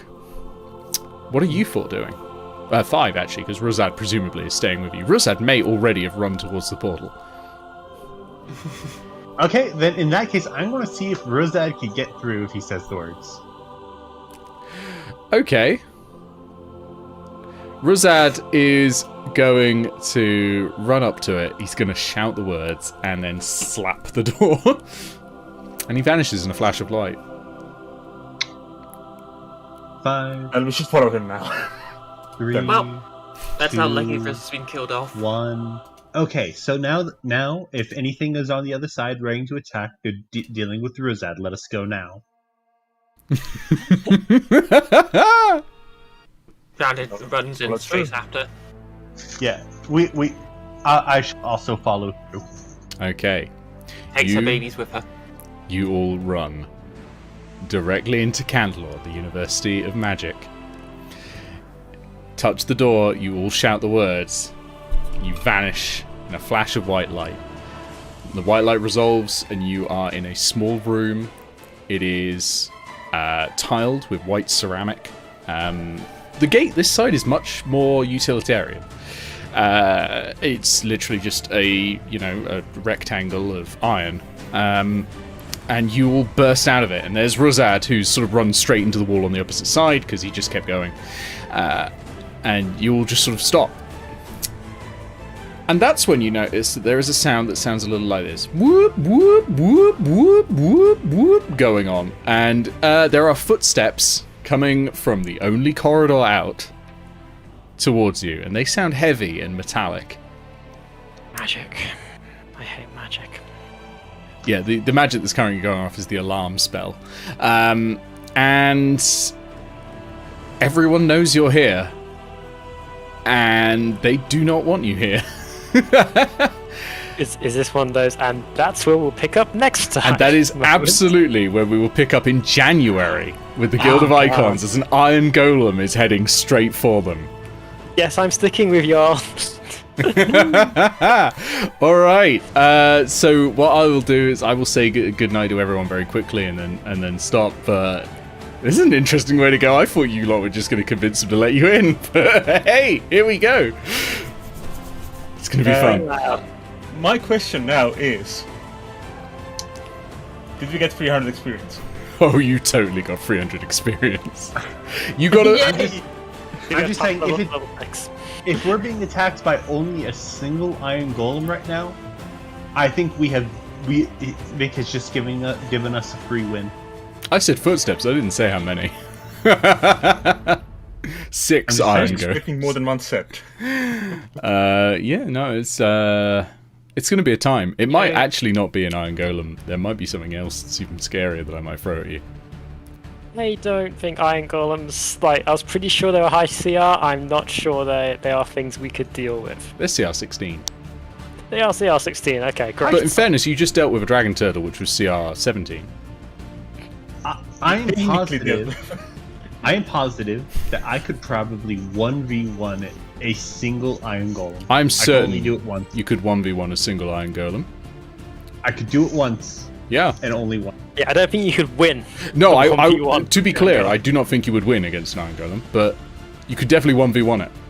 You could definitely go up against it and then get killed. That is what 1v1 means. Yeah. Yeah. Once I 1v1'd and encountered the entire party unarmed. Yeah, you did. You got knocked to 0 HP, and I had to remind everyone else that this enemy is going to continue attacking. It was good times. Alright. All right. Yep. We're going to stop here. I'm going to mute myself and go to the goodbye screen and say goodnight to everyone. And I'll be back with you just to chat for anyone who still wants to do that if you're not asleep. So I will see you all in a bit. Okay. Well, that's not helpful. That's just my... What is this? Why is it just my curtain? Hold on. First of all, let's mute this audio. What? There we go. Oh god, it's massive. Okay, hang on. We got this. There we go. Boom. Boom. Yeah, no one expects the Iron Golem to have a breath weapon, do they? I will modify it because I like modifying things. I feel like a University of Magic would modify an Iron Golem. But yes, thank you everyone for being here and watching. Thank you, Nolus, as well for chatting along. It's been wonderful having you, as always. Thank you, Rizolka, if you're still here. It's been great having you here, giving everyone inspiration. Do let me know, by the way, Rizolka, if you want to join in for Baboonmas on the 10th of December. But if not, I'll message you later. Anyway, good night. Fuck off.